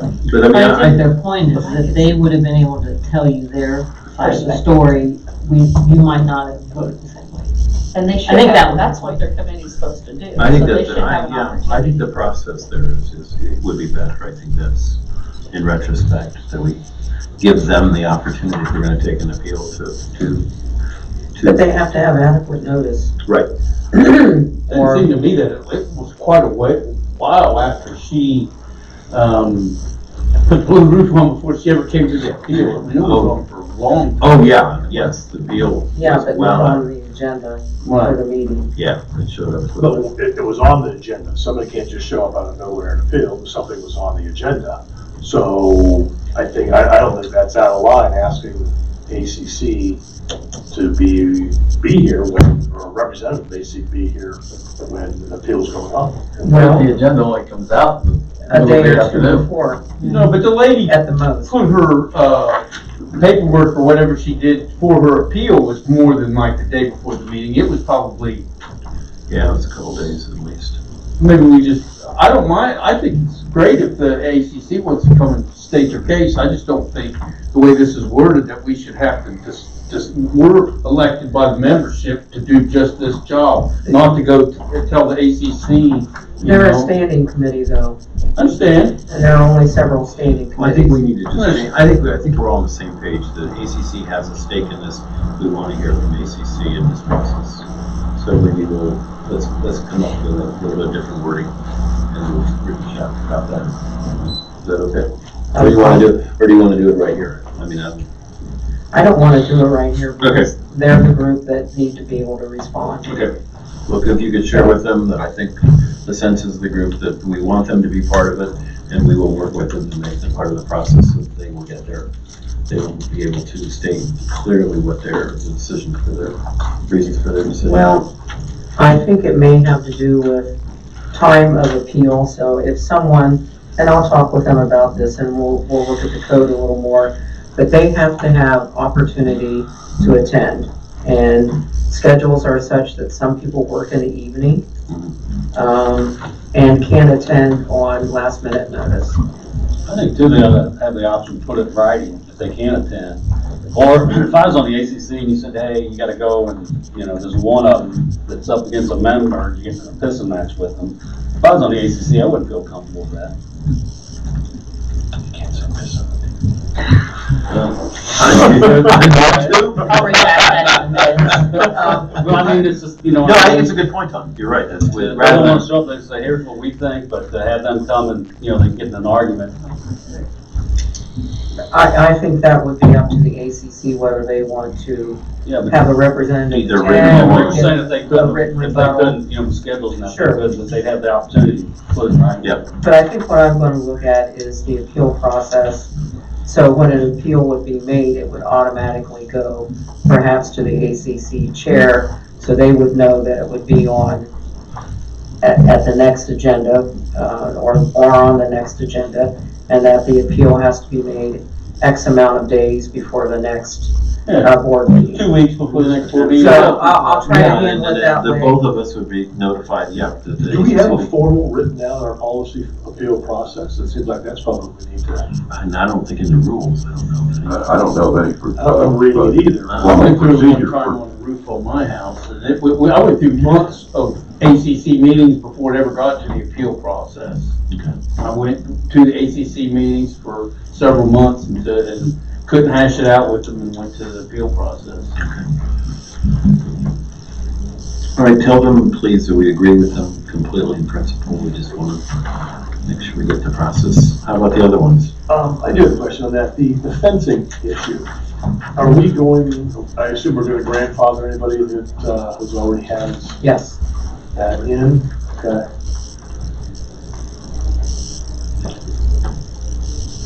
The old rule was just chain link fence couldn't be seen from the road, and the new rule is no fence you build can be seen from the road. Correct.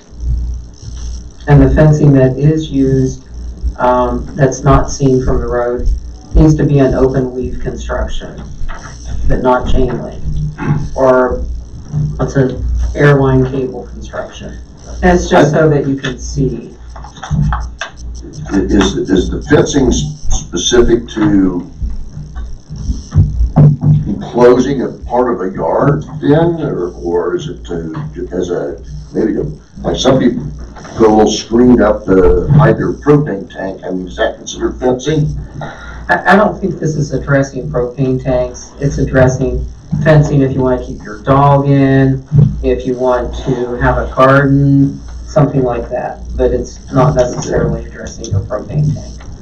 Why is it so, if it's a really nice fence that meets the criteria, why is it such a problem to be seen from the road? Well, it's always been the issue that they're not, well, No, that was chain link. Chain link fence could be visible from the road. I think because it just cuts up the view. It makes us look more suburban than what we hope aesthetically to be. So if somebody has a yard that doesn't have much vegetation on it, pretty much anywhere from the road you'd be able to see their Yeah, fence. they can't have their dogs in the fence. I mean, pretty much any fence you put up in a lot in Hideaway Hills and half-acre lots can be seen from the Yeah, road. that's where I get that. I think it's a bit ridiculous to ask people to not be able to put a fence around their backyard, because almost everybody's backyard can be seen from some road, either the road in front of the house or the one behind the house. I'm thinking corner lots, there's always a different angle in.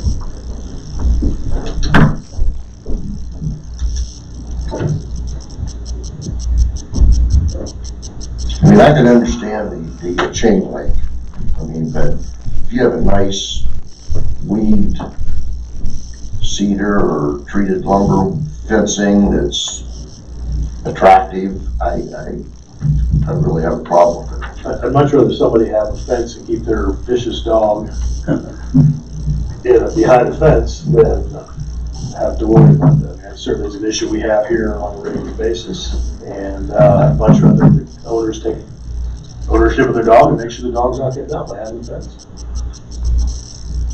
I don't think there's any disagreement with that, except it needs not to be visible from the road. And in terms of the wood fence, you can't see through wood. You can through an open weave construction or airline cable. If you take this to its extremes, you can think of living in the suburbs where houses have their privacy fences around 3 sides of the house or whatever, and it does cut up the view. Aesthetically, what are you willing to live with? Well, What do you want? is there any way that you could, or ACC could provide us with some approved samples of fencing? Because maybe I'm misunderstanding an open weave. Like a split rail fence, like we have around the clubhouse and the entrance to Hideaway Hills, you can see all through that, but it's made out of wood. You can't see through the wood, you can see through the fence. And would that be a privacy fence? No, but it doesn't say, if anything, it says open weave or airline cable, so I don't understand what open weave means. I would assume it'd be like a farm fence. I think they were talking about a metal. Yeah. Metal farm fence instead of like a split rail fence or a board fence like you'd see around a horse farm that is boards that you can still see through. But they're still stating that absolutely no fence of any type can be seen from the road. Right, I don't like that. Have there been a lot of complaints about fences, or is this just something that the people that are on the ACC themselves don't like? I don't think there have been, well, there have been a couple complaints. And that's where if you're right next to a property and they your neighbor puts up a privacy fence, so you can't see right or left of you. I think that's the problem that's being considered. I think what I would like to see considered is instead of having just a straight black and white type of rule like that, we take each situation individually and address it. You know, each time somebody wants to put a fence up, you get a variance from your neighbor for that matter, if necessary, or have it reviewed by the ACC on a one-on-one basis, say, yeah, this will work, even if you can't see it from the road, it's not gonna be obtrusive. But to just be black and white and say, no fence period to be seen from the road, I just don't like that at all. Neither do I. At 48 inches, I don't think that's really blocking people's view, but on the other side of it, I go back to the dog issue. If somebody's trying to keep a fence to keep their dog in, is 48 inches enough? Maybe you've got... I think it's pretty typical. Fences I've put in for members in here have been about 48 inches tall, and they keep your dog stay in your fence? They did before this. Yeah, but they didn't jump over the fence. No. And you could see most of those, all three of the fences that I put in that were like that in Highway Hills, you can all see them all over the road. I mean, you have to look for them. It's not like privacy. I see what they really want sounds like is they don't want privacy fences, but that's not really what this rule change says. Can I suggest that on this one, you ask ACC if you want us to look at this, come and explain what it is you want. Because I think they're thinking of a vision that they don't want to see all of Osage fence, and you could have that with no rule. Yes. But they're the ones who have to say yes or no. So they're looking for a rule so they can have something to say. If you don't have a rule. So maybe they ought to come and explain what they want here. That's all. Are you picking on Osage, Greg? Yeah, because I was looking right at you. I don't have a fence. That's the closest we've got to suburbia in here right now. But it's still pretty nice because it's wide open. And if you had all kinds of fences there, it would look like some neighborhoods that, in Lancaster. And I can see a fence from my front yard. There you go. Oh, yeah. Doesn't bother me. All right, well. And it's chain link. No. There's a chain link fence you can see from your yard. It's right across the street. And then you go behind the one on the corner. It used to be McKee's. There's a fenced-in area behind his garage. Mm-hmm. That's a wood. Yeah, that's a privacy fence deal. All right, how about the occupancy permit? I had no problem with that. No problem. Did they clean up that one we had the problem with here? Yeah, Scott took care of it. Yes, I did. Is it all cleaned up stuff? Yes, it is. Thank you. You're welcome. All right. Motion to accept that. We have already a motion. We have a second on the occupancy permit. And Linda made the motion. I'll second. Jim seconds. Any further question? All in favor say aye. Aye. Any opposed? All right, so they're batting 333 tonight. And actually, I think they're going to win on the appeals too. I'm going to ask you a question though. And I don't remember. I think we talked about publishing rule changes in the Echo before we actually approved them. I thought we put the discussion. I don't know if there was a motion or anything like that. I'm just questioning. I'm like on the occupancy permit, if we should run it in the Echo and then approve it next meeting. And there's two more coming up. Well, one was approved already, but I'm just asking. Do you guys want to handle it that way? So any rule change, you give the members a notice, or you approve them and it's a rule. It's up to you guys. We did talk about that. We did. For some rules, it's really important, and others not so much. But if we're going to do it, we should probably do it across the board. Here's what my sense. So we want to rescind this to the public. These were not published, were they? No. No. Okay, so we can. Basically, we're just making people communicating with him. Yeah. Before we, So if they have a problem, they can come to the next board meeting before we voted Right. on it and express their concerns. Is that the consensus of the group? I think that makes sense. So in this case, the only one you'd publish would be the occupancy permit. The other two, you were gonna go back to ACC. Right. But we wouldn't publish, okay. Potentially, all three of them could go back at the same time. With the next meeting with the ACC, they may have language. Well, I could send it, now that you know the issues, I could send it out by Evo. But I don't know, I don't think that's the type of it thing. would depend on the discussion necessary. Right, yeah, that's a That change of rule, I don't think that should be e-voted on. I think it needs to be discussed. Okay. If we e-voted on this, they might vote the password. Okay, point taken. And the ECHO deadline will be whatever, Friday. We're coming in the winter time, there's not gonna be a lot of building going on. It's true. The one could be, sure. All right, there's two others. One that was published, the vaping rule, you've got it. And all we're doing is we're adding the fact that, or use of an e-cigarette or other vaping device. And we struck the thing about the state fire law, which didn't make sense.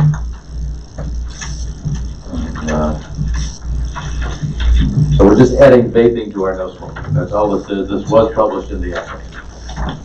Correct. So this one, I would suggest that somebody make a motion. Linda, can you make a motion and then they can get a vote on this one? So moved. Second. Second by Jim. Any further discussion? All in favor, say aye. Aye. Any opposed? Motion carries. No smoking or no vaping on the deck.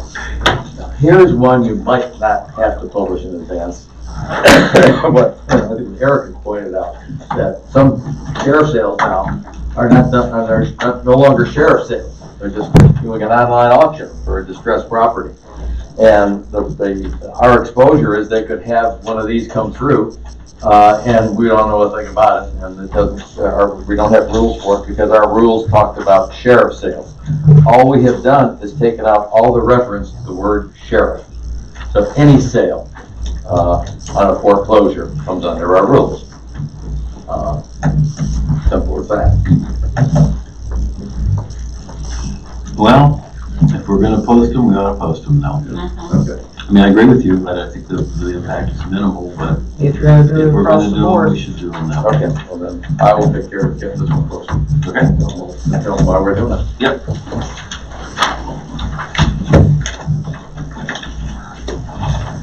We're all bureaucrats in the making. So are we putting this in the ECHO or are we going to do the last one? I think we're gonna put them in the ECHO. I think would be rather than e-blast.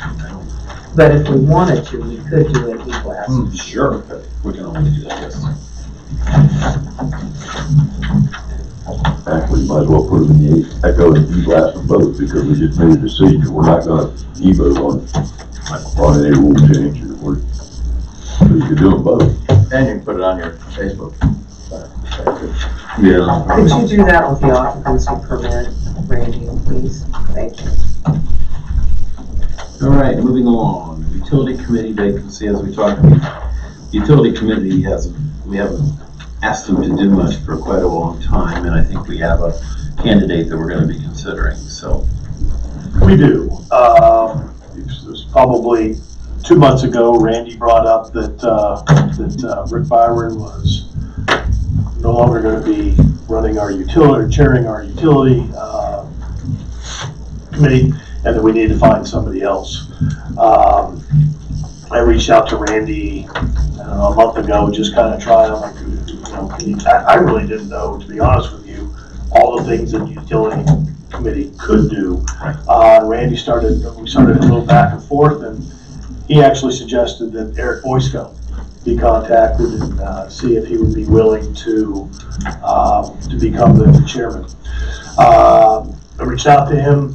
He actually then reached out to some others here in the community and really dug in on what it would take to have a committee utility chairman, and things that this utility person would do is work with, for example, our AT&T tower that we've got out here, work with the group that owns that, see about finding other tower people, work with South Central Power, Time Warner, all of our different utilities, and try to essentially get better deals for us.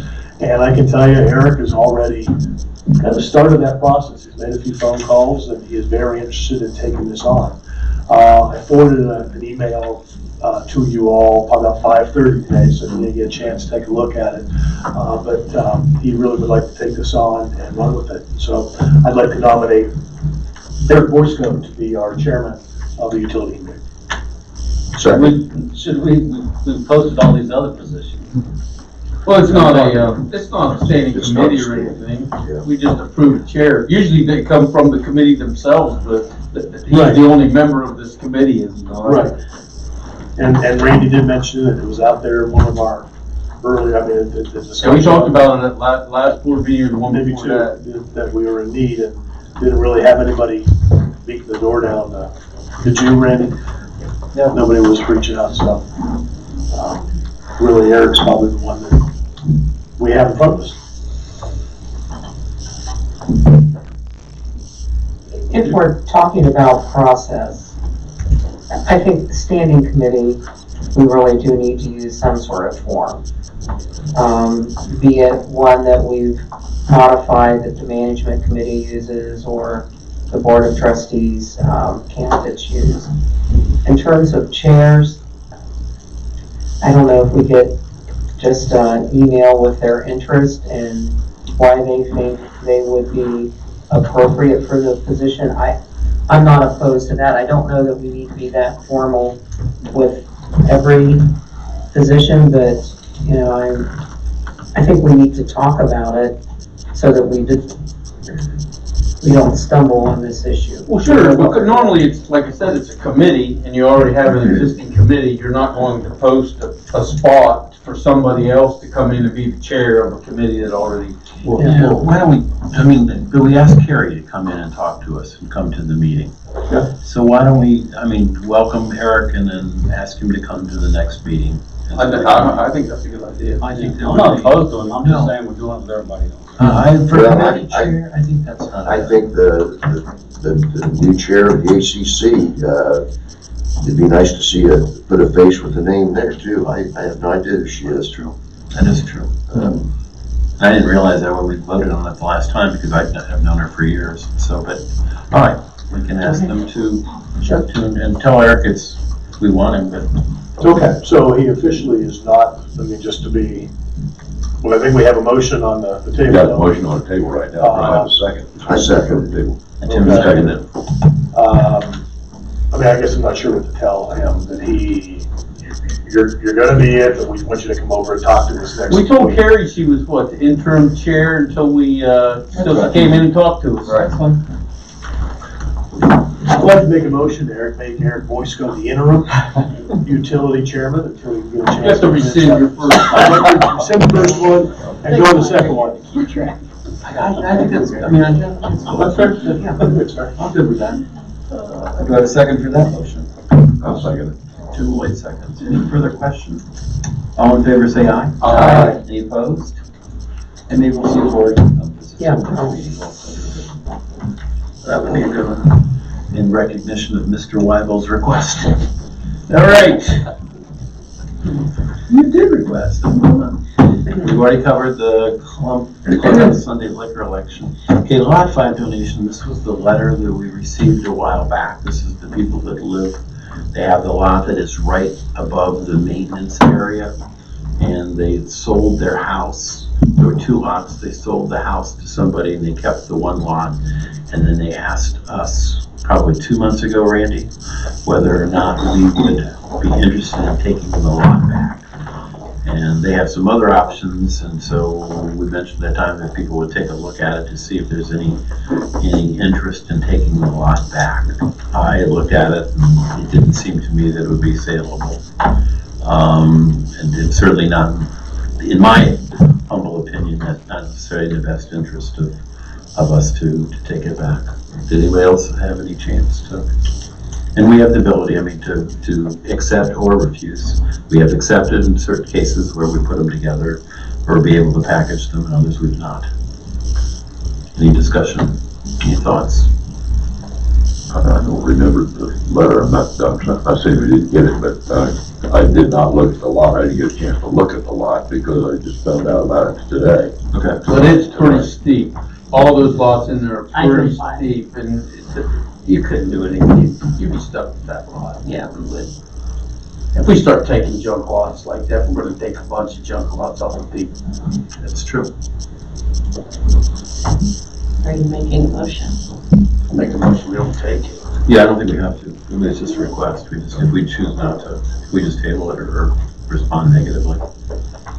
Is anybody making a motion that we accept it? I think the issue is done. Okay. Thank you. Amy Kerrigan, whose name is now spelled correctly on the agenda.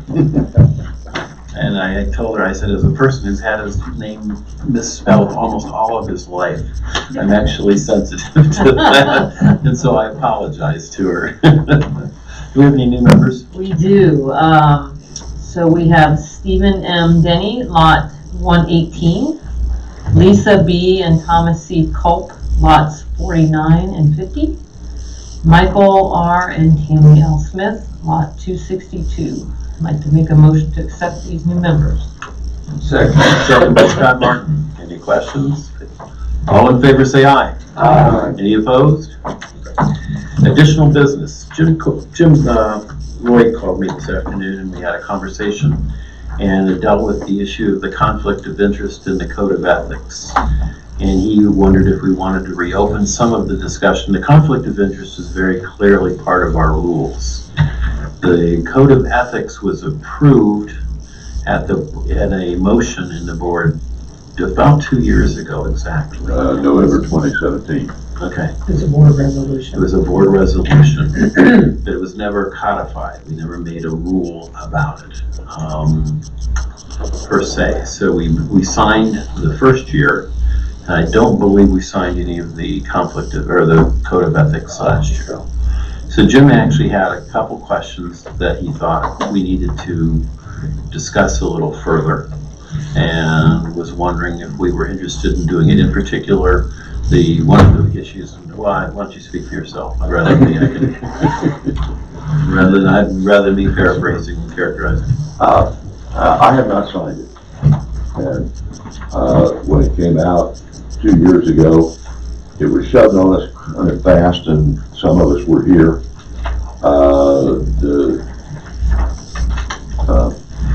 Can't think of her name, but Valerie. Val put it together from her business and did a little change to it to put it to us. I wasn't in favor of it to begin with, but at that time I couldn't vote. I probably voiced my opinion on it. I expect you did.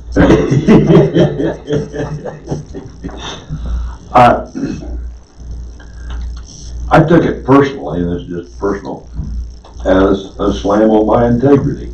I'm a volunteer. These things are signed by people as a part of their employment. I'm a volunteer. And it's what I'm in there that kind of upsets me is that you can take no gift from any member. No gifts, period. Wait a minute, I'm not getting paid to do this. I believe it job. says over $50. Over $50, got job here. But yeah, I argued about that a couple And months there's a ago couple when it came out. I went ahead and signed it, but I think it's I have not silly signed is it. what I think. I will sign it if we make it a rule. It goes through the Constitution Committee and we make it a rule. But I think we need to look at it and talk about it and say, wait a minute, we're volunteers. One of the other one in there. Well, let's just talk about that no gift over $50. I know of at least 3 people that are sitting in here that would have been in conflict with that, had it been in effect. When we were invited to a member's house for a sit-down, catered, full bar dinner with our spouses, and thanks for what we did on the dam. That would have qualified, because I know darn good and well it cost over $50 for each couple.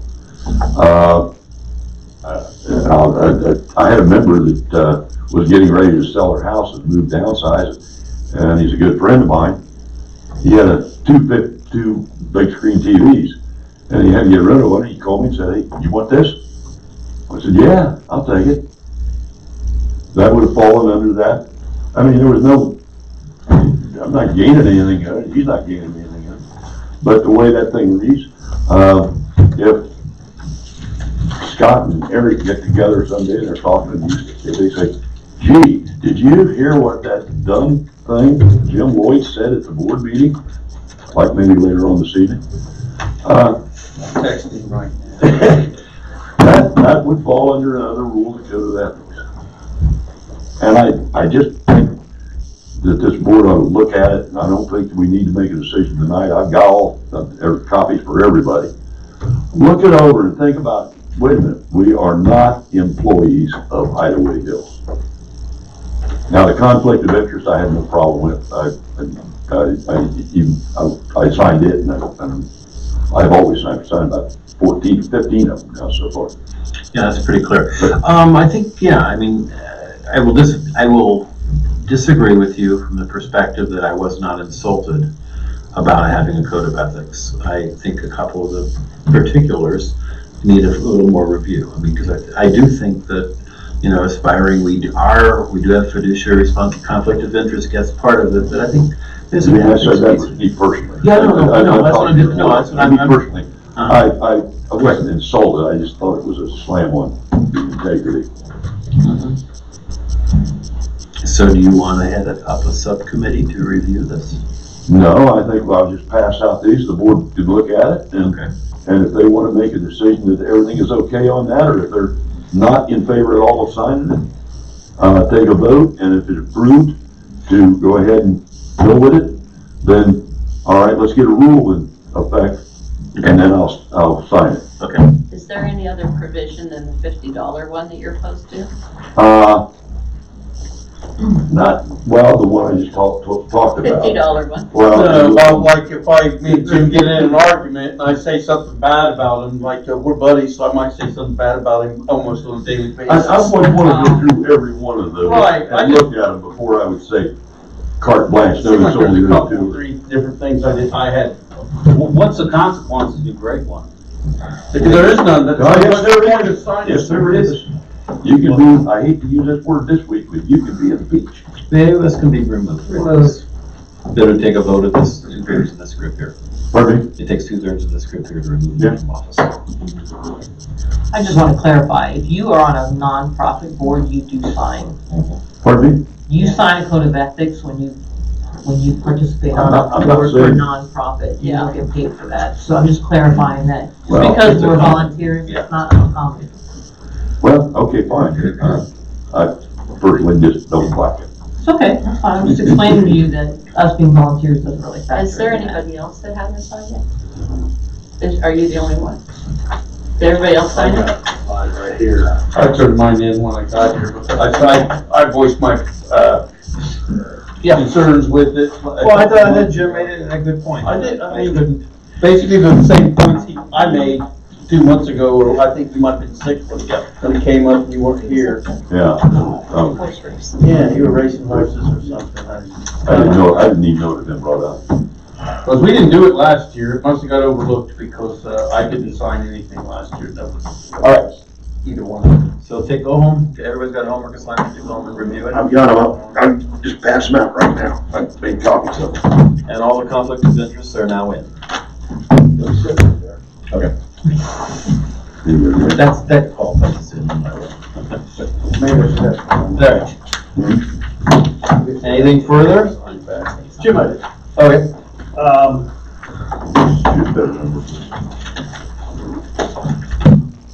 I wanted to bring this up. You guys, everybody gets the financials. And I don't know if you look very closely, but we are now on track to lose $200,000 in our lodge this year. I think this is kind of a red alert time for us guys. We need to start taking a little closer look at the financials. We have a problem. I had it pointed out to me that, the lodge is one of our top amenities here, but people aren't using it.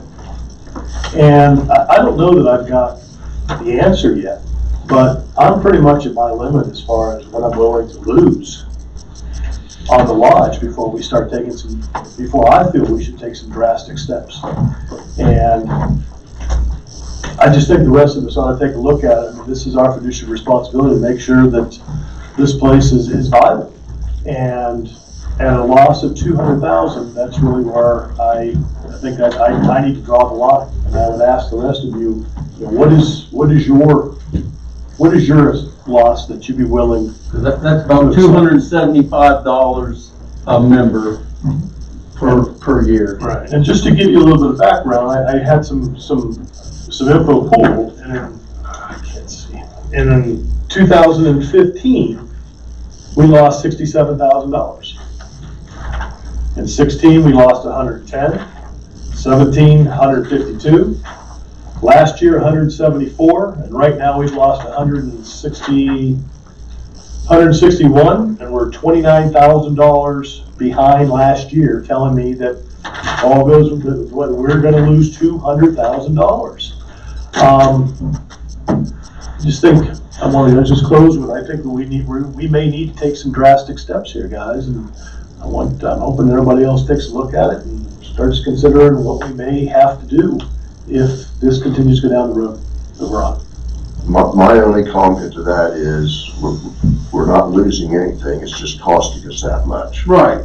But it's costing us resources against our budget for other places here in Hideaway. Yes. I agree with that, but I don't like the word loss or losing in this situation. Yeah, no more than the golf course loses Right. money or the pool loses They money. cost us money. It costs money. But it's They're how all much, cost centers. So, so your question is well taken. So it's 10% of our budget to invest in this facility. Is that too much? Is it too little? I struggled with this many times. The 67,000 was the year that we were closed for several months because we nearly burned the damn place down. So we had no cost, and we had the the insurance company that gave us some of the business loss in regard to that. The last couple of years, yes. I mean, I think the concern we all have is that the revenue is down.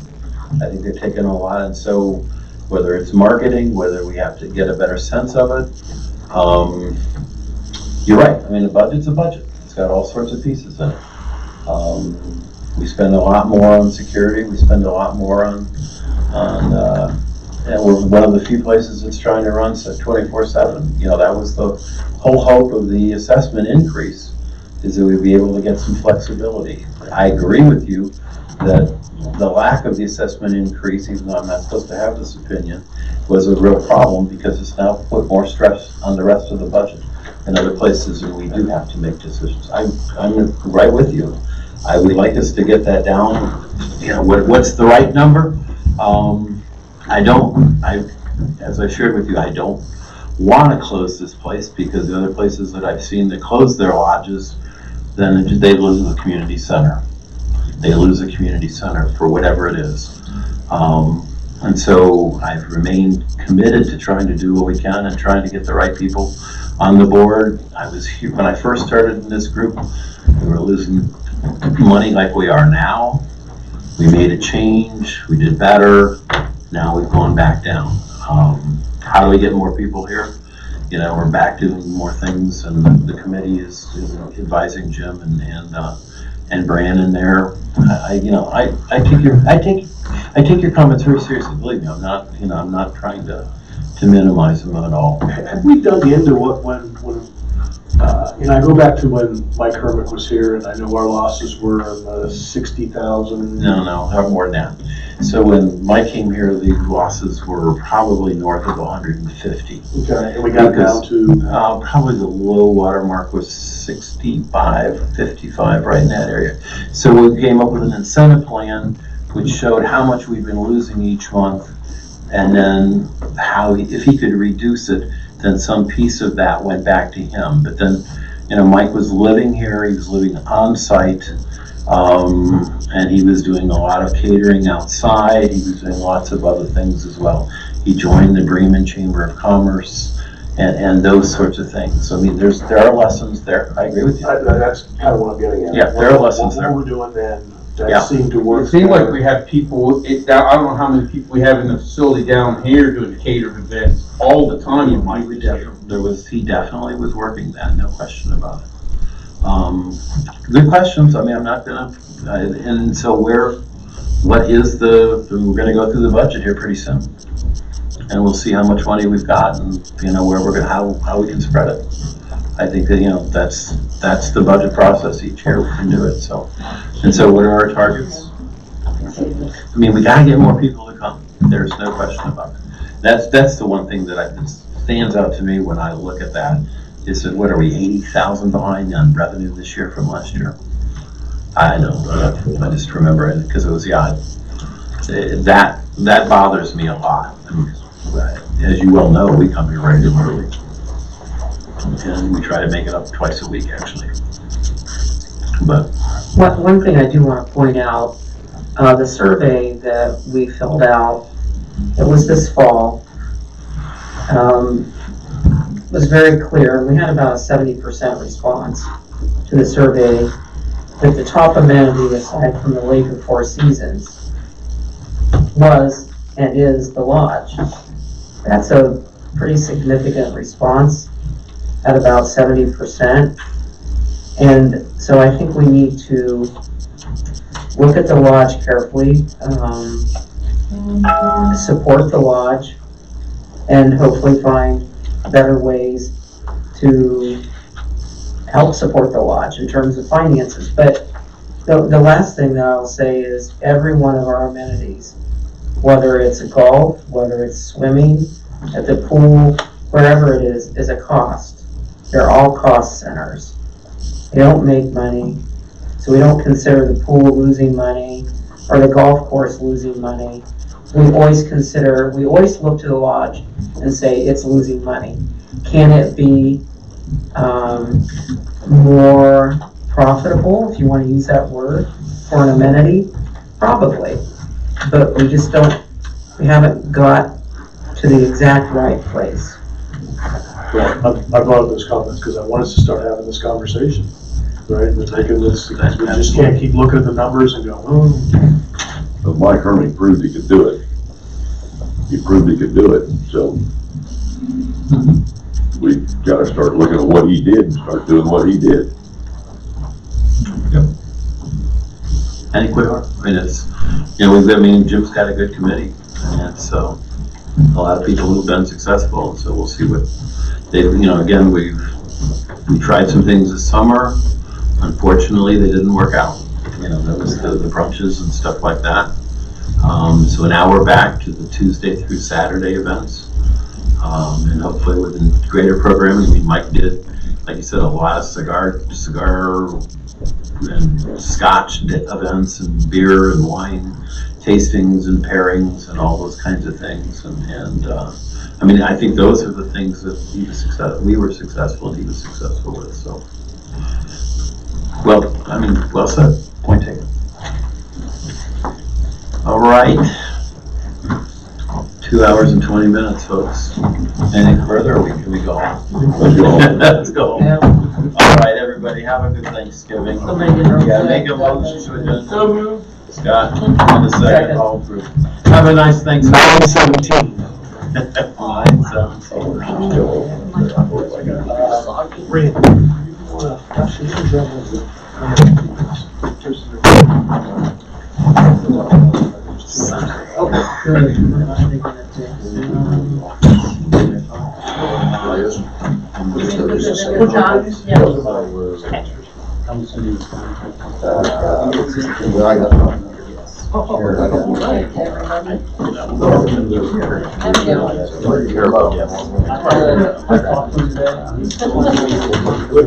Hey, Jim.